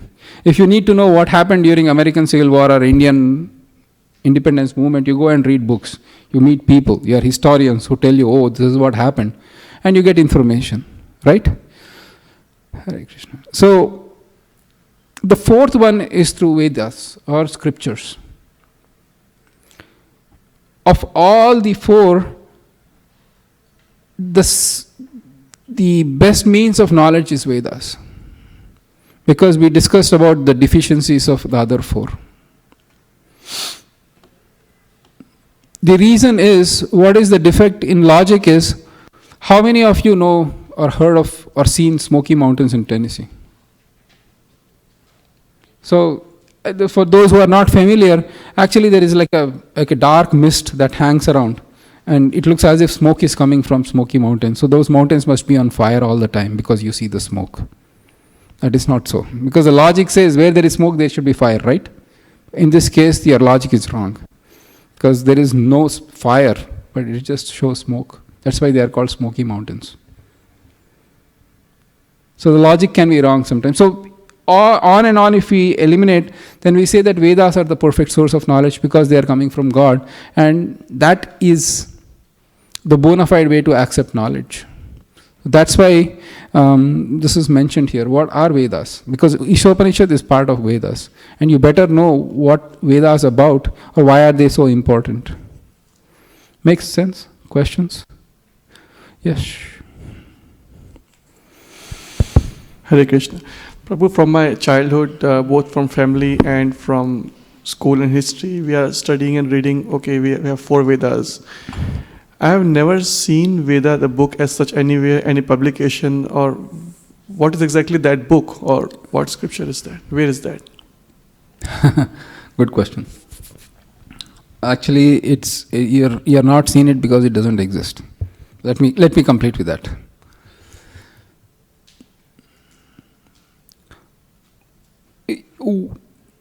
The Vedas as a whole, literature as a whole, over a period of time, it is disappeared to such an extent that what is left of Vedas is practically very, very small percentage of the original Vedas. Therefore, it is impossible to see the Vedas. We have Rig Veda and all those books are there. If you look at Amazon.com, you will see some Vedic mantras and annotations are there, Rig Veda. But they are a very small fraction of the original Vedas.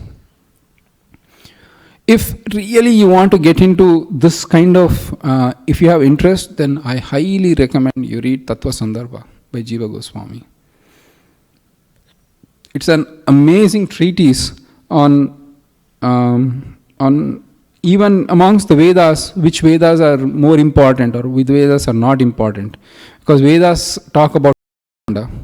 Please understand, even if the Vedas were existing, you will not know Krishna. Because Vedas talk of the entire knowledge for human society. And they are divided into Karma Kanda, Upasana Kanda and Jnana Kanda. Karma Kanda was exclusively for sacrifices which were to reach to higher planets. Upasana Kanda was meant for different demigods worship. And Jnana Kanda was for philosophical speculation.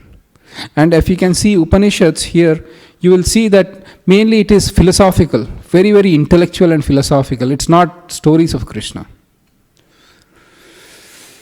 So, yes, you haven't seen because they don't exist. Not all of them exist anyways. And even if you read them, you will not know the purpose of life, which is Krishna amongst the Vedas. Which is the famous verse?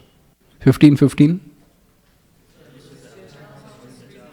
Ishto mata smritir mapohanam cha vedaischa sarve rahameva vedyo Vedanta kritveda videva chaham. So Krishna himself says, by study of Vedas, who is to be known? I am to be known. If you know Krishna, then you already know Vedas. That's the premise.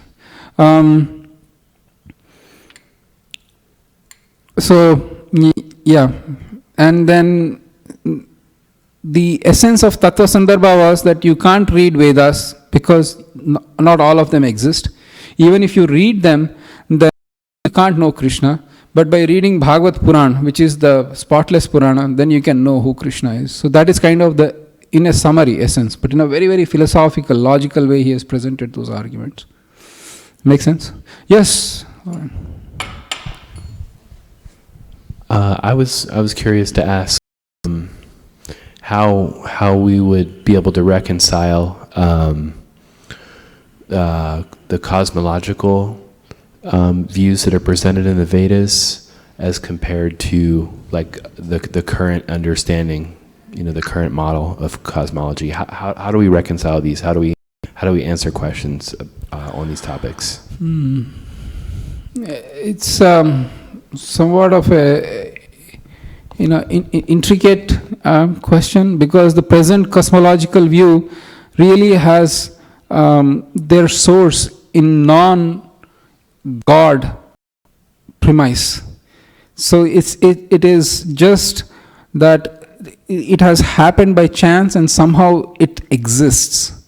Whereas every scripture, not just the Vedas, but Bible and Quran, and then they talk of a higher being that actually created.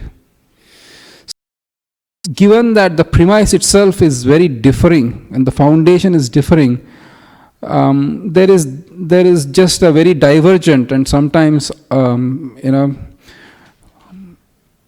opposite views, and therefore this intelligent design controversy, or that current of thought, and then proponents and opponents to those kinds of things are coming about. But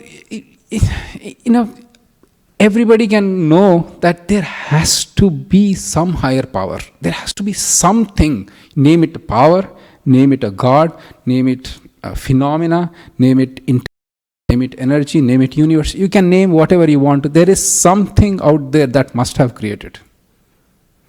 At least that's a premise that people should take to say that, yes, I'll give a simple example. Our own limitations, we pass it as theorems or principles. I'll give an example. We know the law of conservation of mass. Man can neither create matter but different forms of energies. That everybody knows. So my question is, if man can neither create nor destroy matter, who created matter? Somebody must have done it that I can't do it. If I am the creator, if I have that capacity, then I won't put my limitation as a physics principle. Who did it? And what constitutes the matter that I can neither add to it nor can destroy it? Or take this glass and completely convert it into vacuum, that this glass can never exist. I can't do that. This glass in its molecules will remain some way or other. Yes, I can change the shape of it. I can burn it, make it into gas, whatever be it, but there is no way I can make this glass disappear with all its molecules out of the universal spectrum. Yes or yes? And we can't do that. We say it's a science. No, it becomes science. We put in a big thing. We learn as part of our physics. Then at least the question begs is, who created it? Because there is something about this matter that is so powerful, that is so phenomenal, that there must be some person who did it. Yes, go ahead. I guess the specific question I have is like the cosmological model of the Earth, the Earth orbiting the Sun versus the Sun orbiting the Earth. Okay, thank you. I'm really, really hoping that we all graduate from Bhakti Shastri, go on to Bhakti Vaibhava, and in the 5th canto of Srimad Bhagavatam, if you can't wait for that long, Lauren, please do take a look, and I'll also forward you the link if you give me your email ID, where this Sadaputa Prabhu's YouTube video will really answer those questions. That really it will answer you in a very, very scientific way. Yes. Yes, I will. So, Prabhu, to talk about the logic part, right? So you gave example of Smoky Mountain, right? I'm sure scientists would have come out of some reason, right? That, it's not because of, or something else, right? Sometimes some logic fails, they come up with some other logic. But do we have any example where, all logic fails, basically? And there's no reason, they have not given any logic to it, basically, or not convincing logic. Life Comes from Life is a book that somehow that they challenged that life comes from matter. It's their premise. And so our devotees said, if life comes from matter, then we'll give you all the chemicals. Create a simple form of life. Just create a mosquito from chemicals. A mosquito, or even like the smallest possible particle.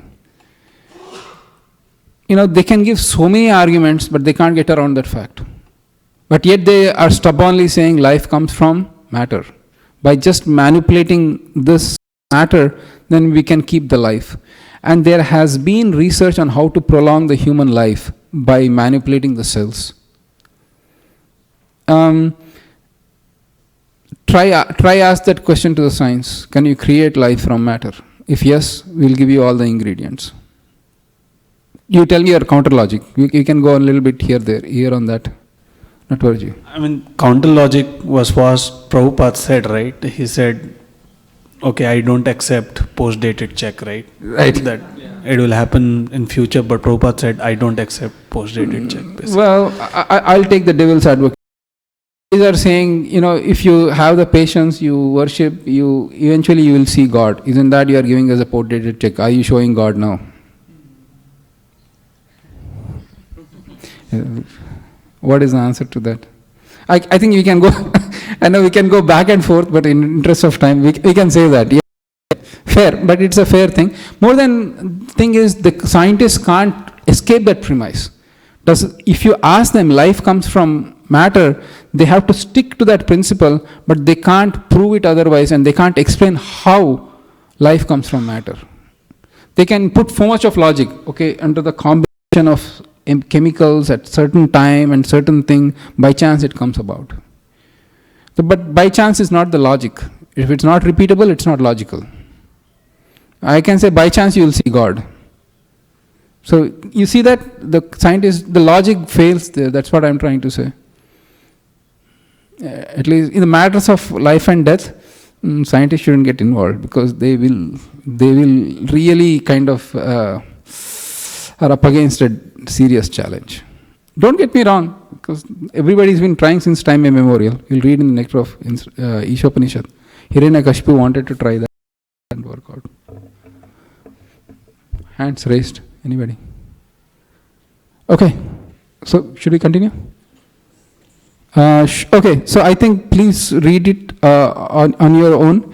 The only other point I wanted to say is we have knowledge, we have disciplic succession, and then we have the Vedanta Sutras are mentioned here in the last. So I'll just read who's next who's supposed to read? Please read the last paragraph starting on page 9, which is Vyasadeva. For those on the screen, Vyasadeva personally. Yes, thank you. Yes. Who's the next? Okay, good.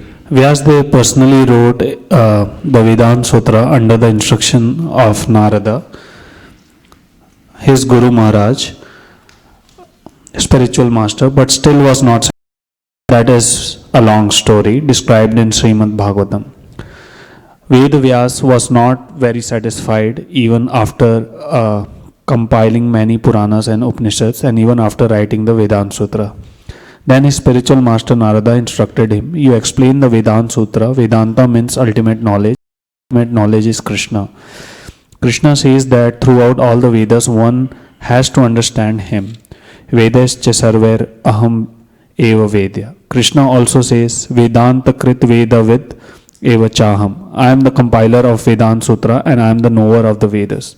Therefore, ultimate objective is Krishna. That is explained in all Vaishnava commentaries on Vedanta philosophy. We Gaudiya Vaishnavas have our commentary on Vedanta philosophy called Govinda Bhasya by Baldev Vidyabhushan. Similarly, Ramanujacharya has a commentary and Madhvacharya has one. The version of Sankaracharya is not the only commentary. There are many Vedanta commentaries, but because the Vaishnavas did not present the first Vedanta commentary, people are under the wrong impression that Sankaracharya is the only Vedanta commentary. Besides, Vyasadeva himself wrote the perfect Vedanta commentary, Srimad Bhagavatam. Srimad Bhagavatam begins with the first words of the Vedanta Sutra, Janmadi Asya Yatha. And that Janmadi Asya Yatha is fully explained in Srimad Bhagavatam. The Vedanta Sutra simply hints at what is Brahman, the absolute truth.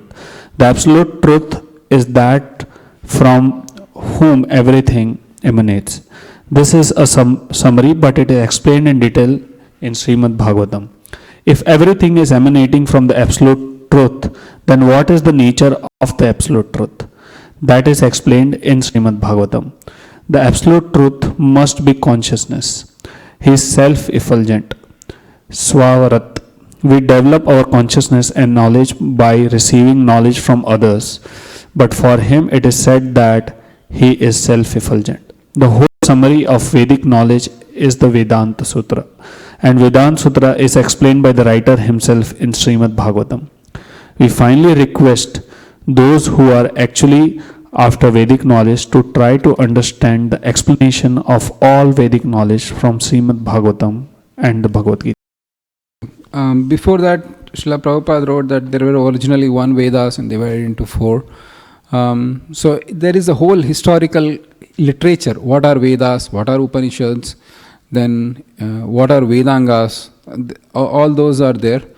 I'll give it in a nutshell. So Vedas the original knowledge, and everybody couldn't read Vedas. You had to go read Vedas under a bona fide spiritual master. You couldn't watch a YouTube and learn Vedas.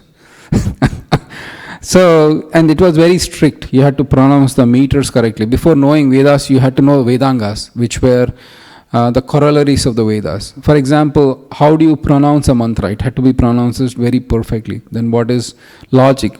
So many things were there. And then Upanishads were summary explanations of Vedas. Please understand that Upanishads entirely describe about Brahman, mainly about Brahman. And then after that, Vedavyas wrote Puranas or Itihasas, like Ramayana, Mahabharata. And the question is, there are two kinds of literatures. One is called Shruti and one is called Vedas are? Upanishads are? Upanishads. And what about Puranas? What about Itihasas? Then, okay, I'll give you an interesting question and we'll find the answer later. So, Itihasas are what? And how do you define Shruti, Vedas?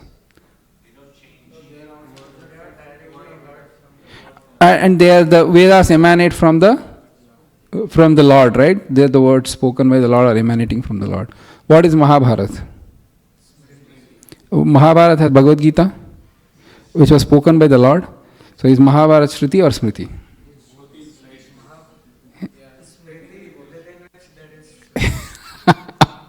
Yeah.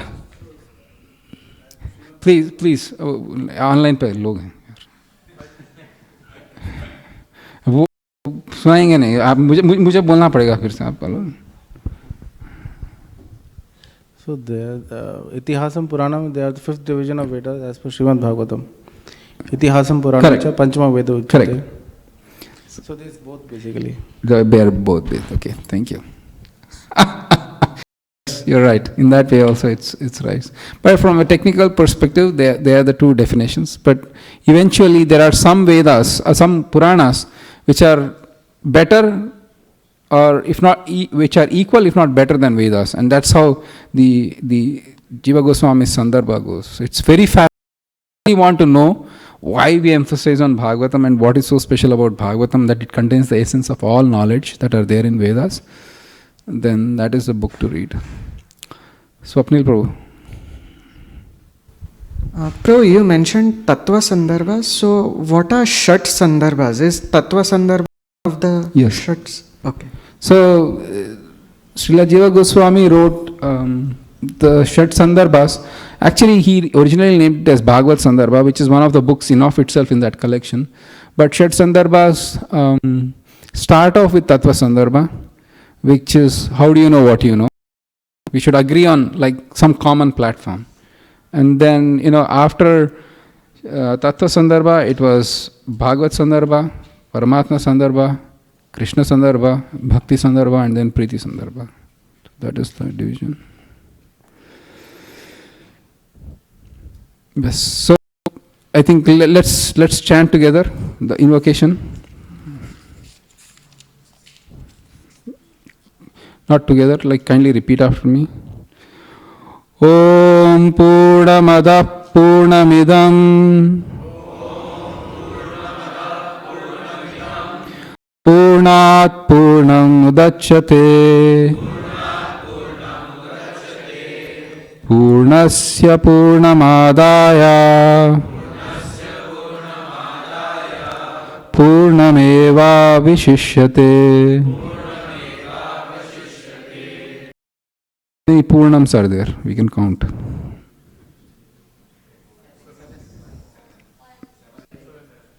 Yeah, Purnam, Purnat. Yeah, so it depends on what the question is. Purnam is 5, Purnat is 2, 5 plus 2. So please, somebody read the translation. Shiva. Prabhu, please. Mike.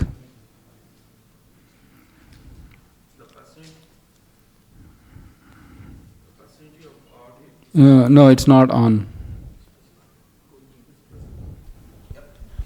The personality of Godhead is perfect and complete, and because He is completely perfect, all enunciations from Him, such as phenomenal world, are perfectly equipped as complete wholes.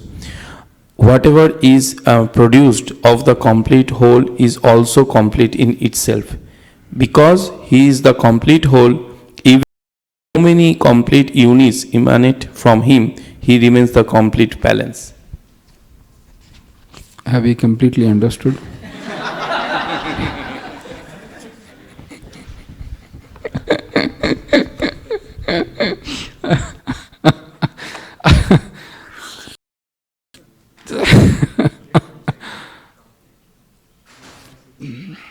So, in the purport, Srila Prabhupada actually starts off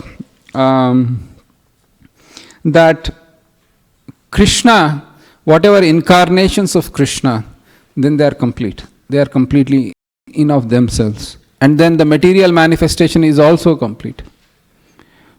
How is that material manifestation complete? Because it is said here, Srila Prabhupada writes, we can read the second paragraph, page 14. The complete whole? Yes. Okay. Please, Amitji. Yes. The complete whole, the personality of Godhead has immense potencies, all of which are as complete as He is. Thus, this phenomenon is also complete in itself. The 24 elements of which this material universe is a temporary manifestation are arranged to produce everything necessary for the maintenance and subsistence of this universe. No other unit in the universe need make an extraneous effort to try and maintain the universe. The universe functions on its own time scale, which is fixed by the energy of the complete whole. And when that schedule is completed, this temporary manifestation will be annihilated by the complete arrangement of the complete whole. What does it mean? Is it complete? Is the understanding complete? Yes, Govinji.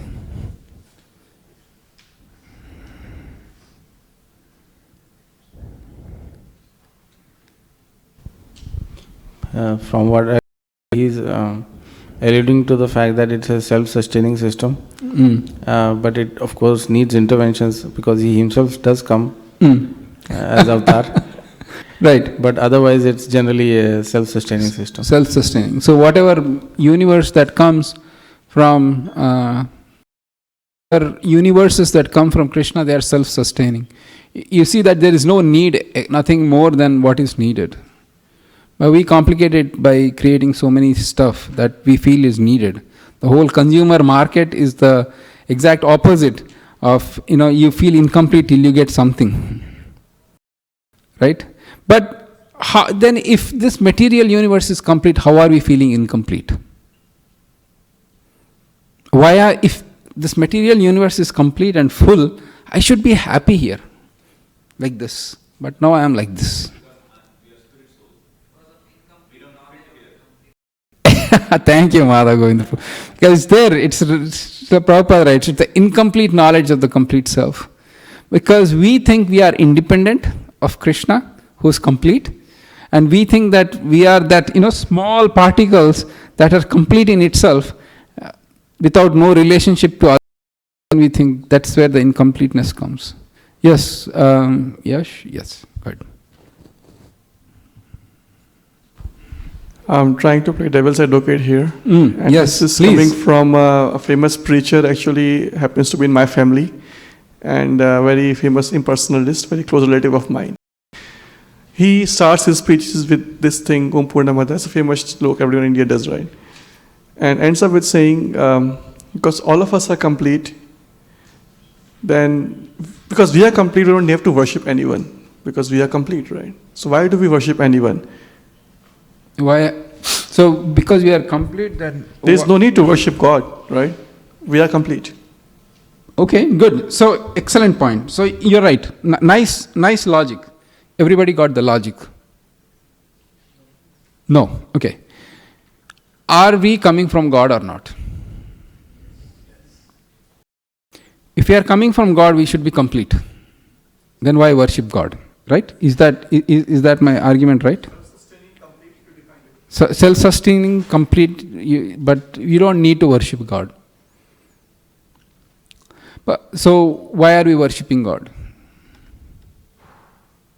Yes, Vijay Prabhu. I wanted it to be a discussion rather than answer. Somebody please pass him a mic.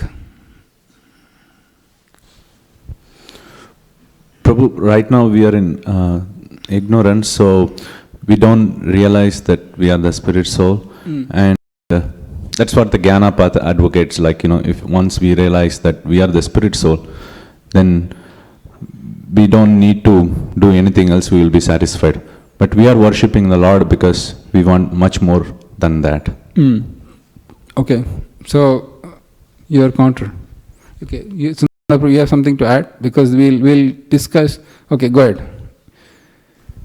So, Prabhu, complete in my sense is like we are well complete to achieve something by our own. So complete, the definition of complete which I understand is like nothing is blocking you to act anything or act upon anything, but you have to discover your path. To discover your path, you are complete enough to explore, but within inside you are incomplete because you have something. So externally the complete definition is defining the physical completeness which you have, but the incompleteness is the journey which you have to search. So you're saying ignorance is the cause of incompleteness which is felt by the soul, if I understand you right. Yes. Okay, thank you. Ashok and then Mataji. So Prabhuji, the counter argument for his proposition, right? If we are complete, coming from the complete, then we are also complete, which we are not, because if we are complete, we can control all the other things, right? But we don't have that control. We cannot control our aging, control our distresses and the death of the family member and those kind of things. So that itself says that we are incomplete. The counter to that counter is that this statement is wrong. Ishopanishad is wrong, because if we are saying we are not complete, we are coming from the whole, we are not complete, which means that this statement No. I'm So not. It can be turned tables like that. So that's my point.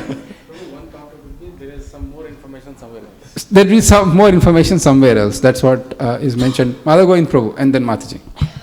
Prabhupada gives the example of the nut and the bolt. If the nut is not in its right place, then it's an incomplete thing. But in its own existence, the bolt is useless actually. But when it is connected with the part where it's actually meant to be, then it is a complete self. Actually. Then it's complete in itself.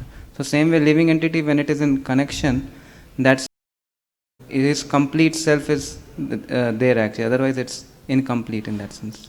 Okay, and Mataji and then Yash. Though we are complete, but we don't aware of that completeness. So we have to pray Krishna as a living entity in this Kali Yuga age to be that aware, to get that awareness. Okay, thank you, Mataji. Mother Prabhu, sorry to counter that, but I have to write. Yes, please. I'm devil's advocate here. Yes.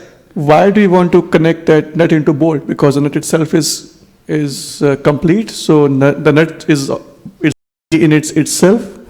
And why does nut would want to connect to bolt? Because nut is complete, right? Okay, and then after you're done, and then Lauren has something in the back, and then.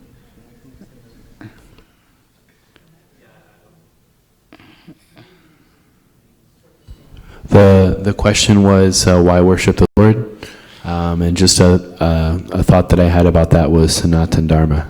Sanatan Dharma, thank you. What else? Yes, Madhavi Mataji, and then Suryakund Prabhu. First of all, what is the meaning of completeness? Being complete means you are all satisfied Atmarama. So it means that you don't need God, you don't need anyone.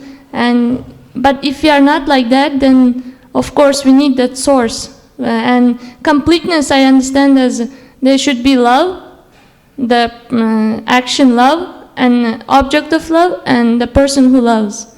So that three things can make something complete, I think. And if you want to become like yourself complete, that is a jnana path. So still, in order to achieve your jnana path and merge into Brahman, still you have to worship God in order to get that path. Okay. So that's why we worship God. All right, thank you. Swapnil. No, go for it. Hare Krishna. Prabhu, from my understanding of how we are complete, is that we are tiny godlike particles, just like God. Krishna is Satchidanand, we are also Satchidanand. But our completeness, the purpose of our very existence is that we remain connected with Him. And that makes us complete. So we do need to worship Him. Otherwise, even though we may have a sense of completeness, if independent from Him, there is no real happiness. In this world, we see two incomplete persons try to complete each other. But there are always fights and there are always troubles. So, okay, 1, 2, 3, 4, and 5.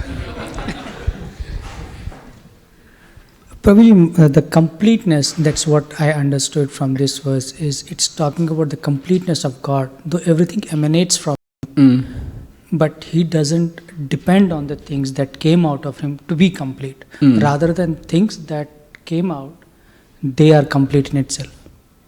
Okay, we can have multiple counters, but still, let's go ahead. Yeah, Ashok, and then go like that. Yeah. So Prabhuji, from the complete, all these particles have emanated. So in quality, they will be same as that complete whole. But because they have emanated from this complete whole, they don't have that much power to exhibit or control as the entire. So I think that is what we need to understand, and that's one of the counter argument. Thank you. So Hare Krishna. So I think that is my understanding also. Just to give an example, like if you have a big fire which can actually burn everything, but when the spark comes out of the fire, that may have the quality if you put it into some inflammable object, but if you actually put into the ash, it actually goes down. So basically, even if we have the quality, when we are actually associating with the right people with Lord, then it can be complete. Okay, thank you, Prabhu. Mati, and then Yash. Okay, come on. Sorry to all again. Mr. DA. Yeah. District okay, I Attorney. heard different statements. Of course, with all due respect to all the scriptures, we are coming from like love and spark and everything, right? But we say infinity minus infinity is infinity. So complete minus complete is complete, right? That's a Vedika. That's the nature's law, that the nature and God, okay, Krishna has made us that way to be complete on ourselves. But again, I still couldn't find the answer to why to connect back if there is completeness in me. Because what is lacking in me? I understand that concept of quality completeness versus quantitative deficiency. I understand that. If the qualitative happiness or the completeness is there, then that's a Vidhi Vidhan, right? That's the nature's law. Okay, Madhav Govind Prabhu and then Satya. Just to counteract the one that he Yes. told for before about the nut and the bolt, the nut in its own existence doesn't have a value, just like a hand has a value when it is connected to the body. But when the hand is cut from the body, it doesn't have a value. So same way, when the nut is there, then only it has a value, otherwise there is no. If it's connected to the right hole, then only there is a complete, then only it has its complete experience that can give satisfaction. Otherwise it doesn't. Okay, so Satya and then, okay, you had a counter to say, briefly state your counter and then give it to Satya. So you are comparing two different things, apples and oranges. That is different. The hand itself, by itself, is not complete. You are right that hand's value is only when it is connected to the body. So I'm not talking about hand being complete, but nut itself is complete. That's all. Okay, so I'll give my premise later. So go ahead. Satya Prabhu, yeah. I think the whole discussion is surrounding consciousness. I think, yes, we are complete in ourselves, but for us to come to the realization that we are complete, it's a process for us to get to that realization that we are complete. I mean, we know so many pure devotees who are very happy sitting here in material world, who felt complete. And that process, there are so many processes, and one of the process that will yield us realize the completeness is devotional service.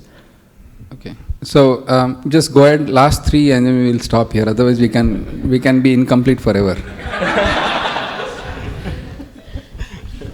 Madhavi Mataji raised her hand. So you wanted to add something?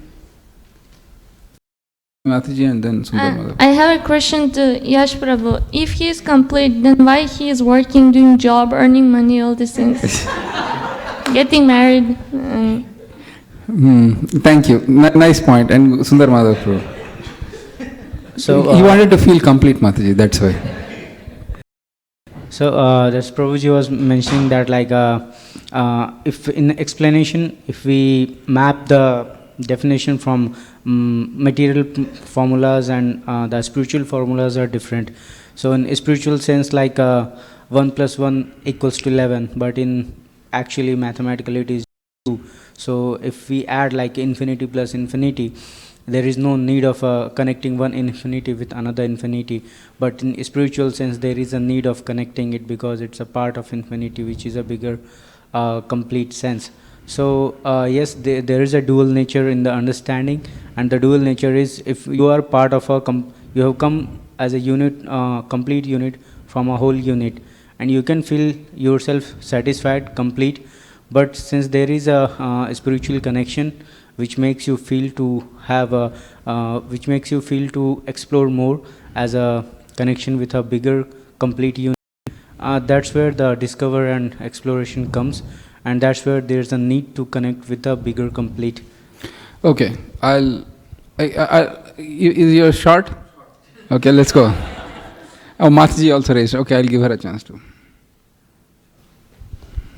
So Prabhu, like completeness, what I understand is, like when the God created us, and when we are in our constitutional position, then we are complete. Take example for hand, right? Right. The hand, when it is connected with the body, that means it's in right constitutional position. But when it is separate, right, it's incomplete, right? Because it's not in right constitutional position. Thank you. Mataji, and then that's the last. Go in, Prabhu. Okay, ठीक है. आप ले लो, last ले लो. Because it's 5 to 3. ठीक है, अभी आगे भी नहीं बढ़े. ठीक है. Okay, go ahead. Krishna Prabhuji. I would say the relationship between Krishna and a devotee is like relationship between father and son, where the son is always dependent on father, even though like he starts earning and all, but at some point he's always dependent, taking support or anything. So even though he carries the same surname, like Krishna, we are the same, the completeness, but still we are incomplete because we always depend on him. Okay. That's what. Thank you. Good. Simple. Take it. So for those who are mathematically inclined, so it is infinity minus, open the brackets, 1 plus 1 plus 1 all the way to infinity equal to what? What's that?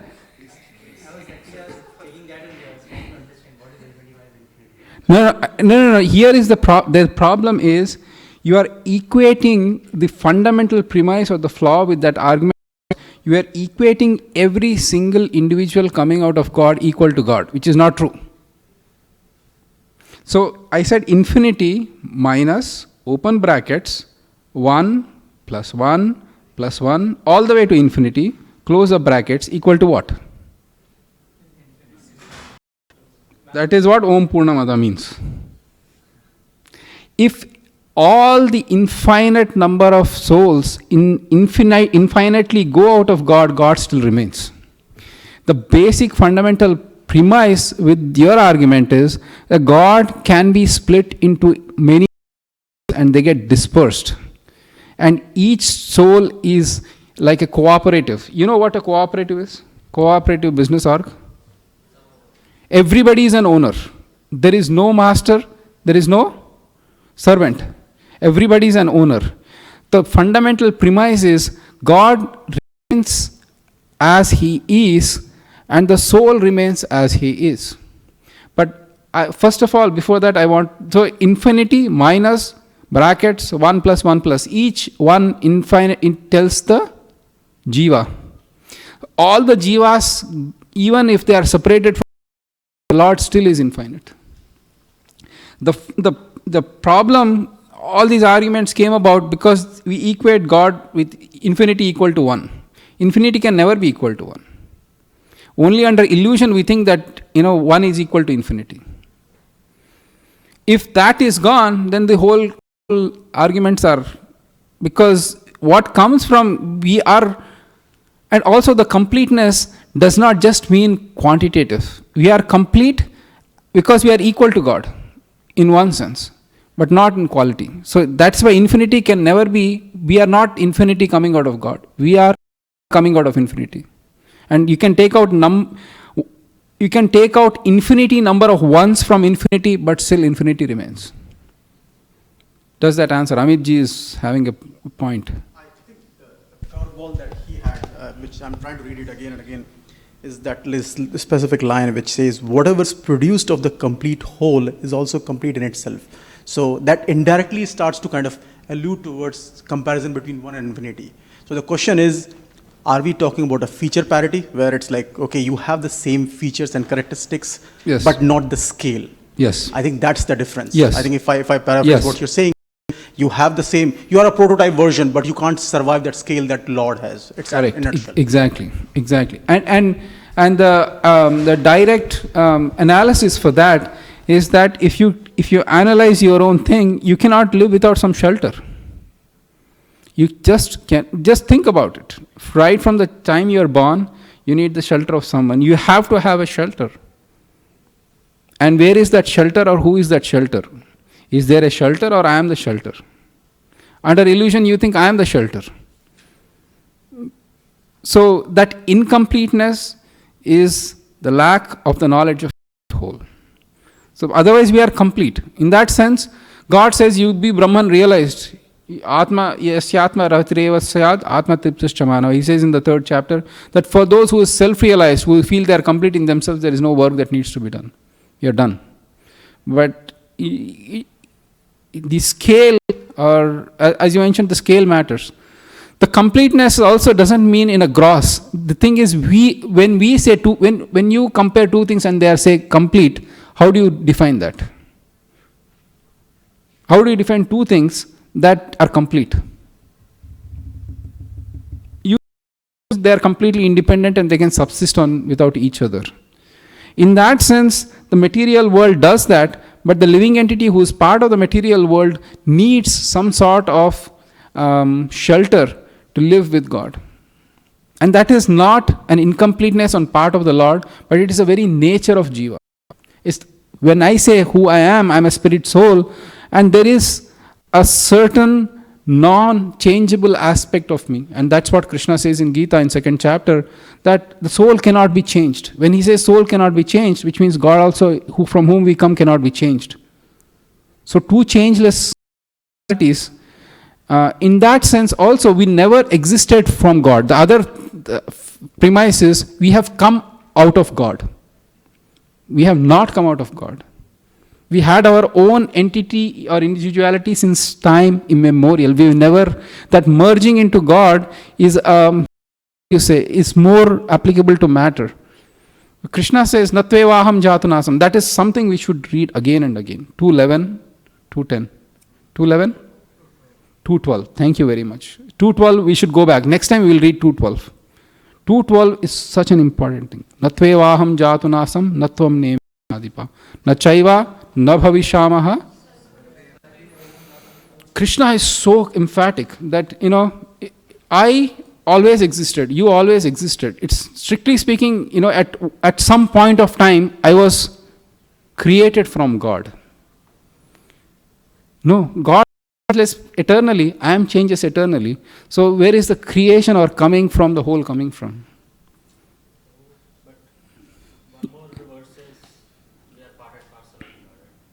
Part and parcel doesn't mean that we have created out of God.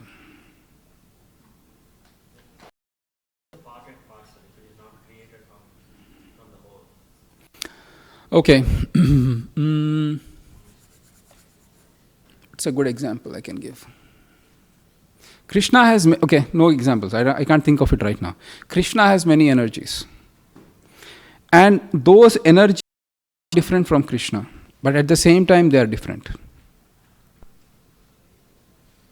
Bhumir apo analo kham mano buddhirevacha ahankaram itiyame. What is the word used? Bhinna means what?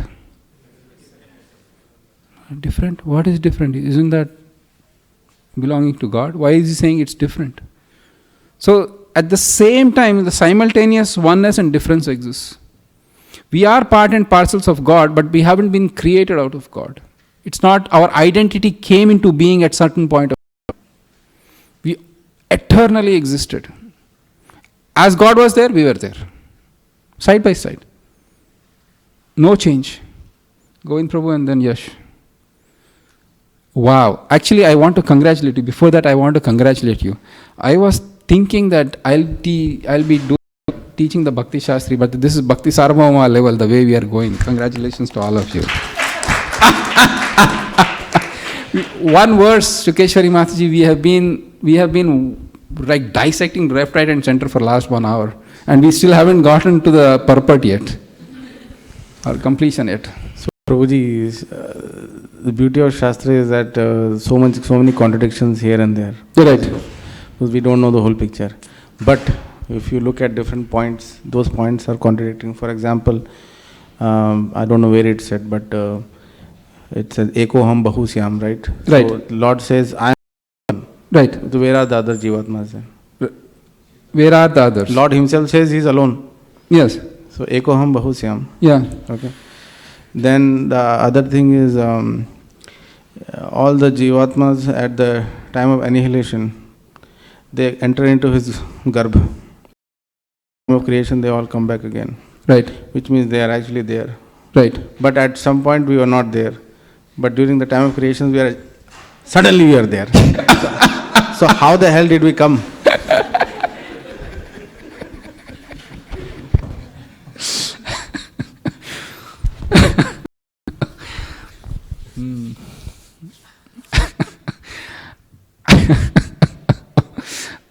But before that, somebody else also had a point. So, and who is the Sunday feast lecturer, speaker? Okay, he's not at here. So, yes. Continuing with Govind Prabhu's statement. The precise contradiction here right now is we are just talking about it. We are eternal. We were never born out of something. We existed together, right? But this shloka says Om Purnamada means completed units emanate from him, even though so many complete units emanate from him. It's a conflict, right? So it says we are qualitatively separated from him. So we are qualitatively having the same basically properties, but this says we were eternal. We never separated from anybody. So here is the answer to all the contradictions. Krishna is alone in himself, but he has multifarious energies that he can display as he wishes. For example, it is mentioned in Bhagavatam. I'll give an example. Spider, right? Is spider, when it creates the web, where is the material that it creates the web coming from? Within the spider, right? The spider can secrete it. And when the spider says, I'm done with this place, I'm bored, and then I want to move to a different place, what does he do with that web? He sucks it back into himself. Yes. He sucks it back into himself and then goes to the next place. Is the spider alone?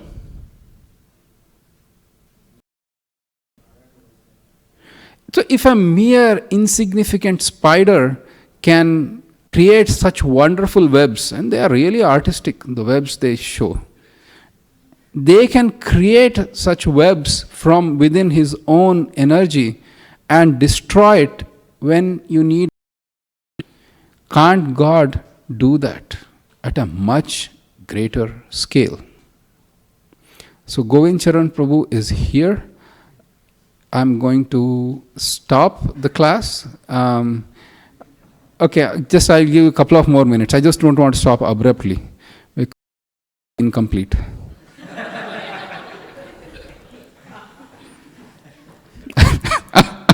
But I really congratulate on this discussion. So, God is alone, eko, but bahusha means that he can exhibit varieties of energies from, and he can consume it back into himself. But in the end, it is Krishna alone. And even when he is diversified his energies, he is still alone. He is still that individual, that identity. It is little difficult to understand, but Krishna exists as one truth, only one, but in many diverse forms. Sometimes as his material energies, sometimes as his individual part and parcels, but everything is complete. Does that make sense? I think you should hold your question for the next class, because everybody has come for Govind Charan Prabhu, and I don't want them to get physical with me, because they love Govind Charan Prabhu so much. And I really, don't want to, I am not in a mood to visit any hospital right now. Anyways, so please hold those questions, and then in the next class, probably next class is new. It is 1 to 3, but whatever the devotees want, I'll do. If they want to tolerate me for 1 extra hour, I'll be very grateful to spend 1 extra hour, because the way you are so inquisitive, the way you are asking your questions, it's amazing. I'm really grateful. 12 to 3 next time. Okay, we'll have 1 break, and then we'll do that. So please read. The homework will be to read 4th, 5th, and 6th, and I'll ask maybe a little bit of quiz questions. And then, for those who might think that there are some people who answer and some who don't, but please come. Don't that excuse, okay, I'll sit online. This is the best time to come. No, please do come. I won't make it a torture session. It'll be a fun session. In extra of instruction 4, 5, 6, and probably Ishopanishad, read the invocation and just the text number 1. Ishavasyam idam sarvam yat kincha jagatyam jagat. So that's a good time for the holidays. Anything else? I'm grateful. Thank you so much, and thank you also all those who joined online. I'm sorry if you want to ask questions, please ask. You can always write or we can talk in person. Thank you so much. Vancha kalpatarubhyascha kripa sindhubhya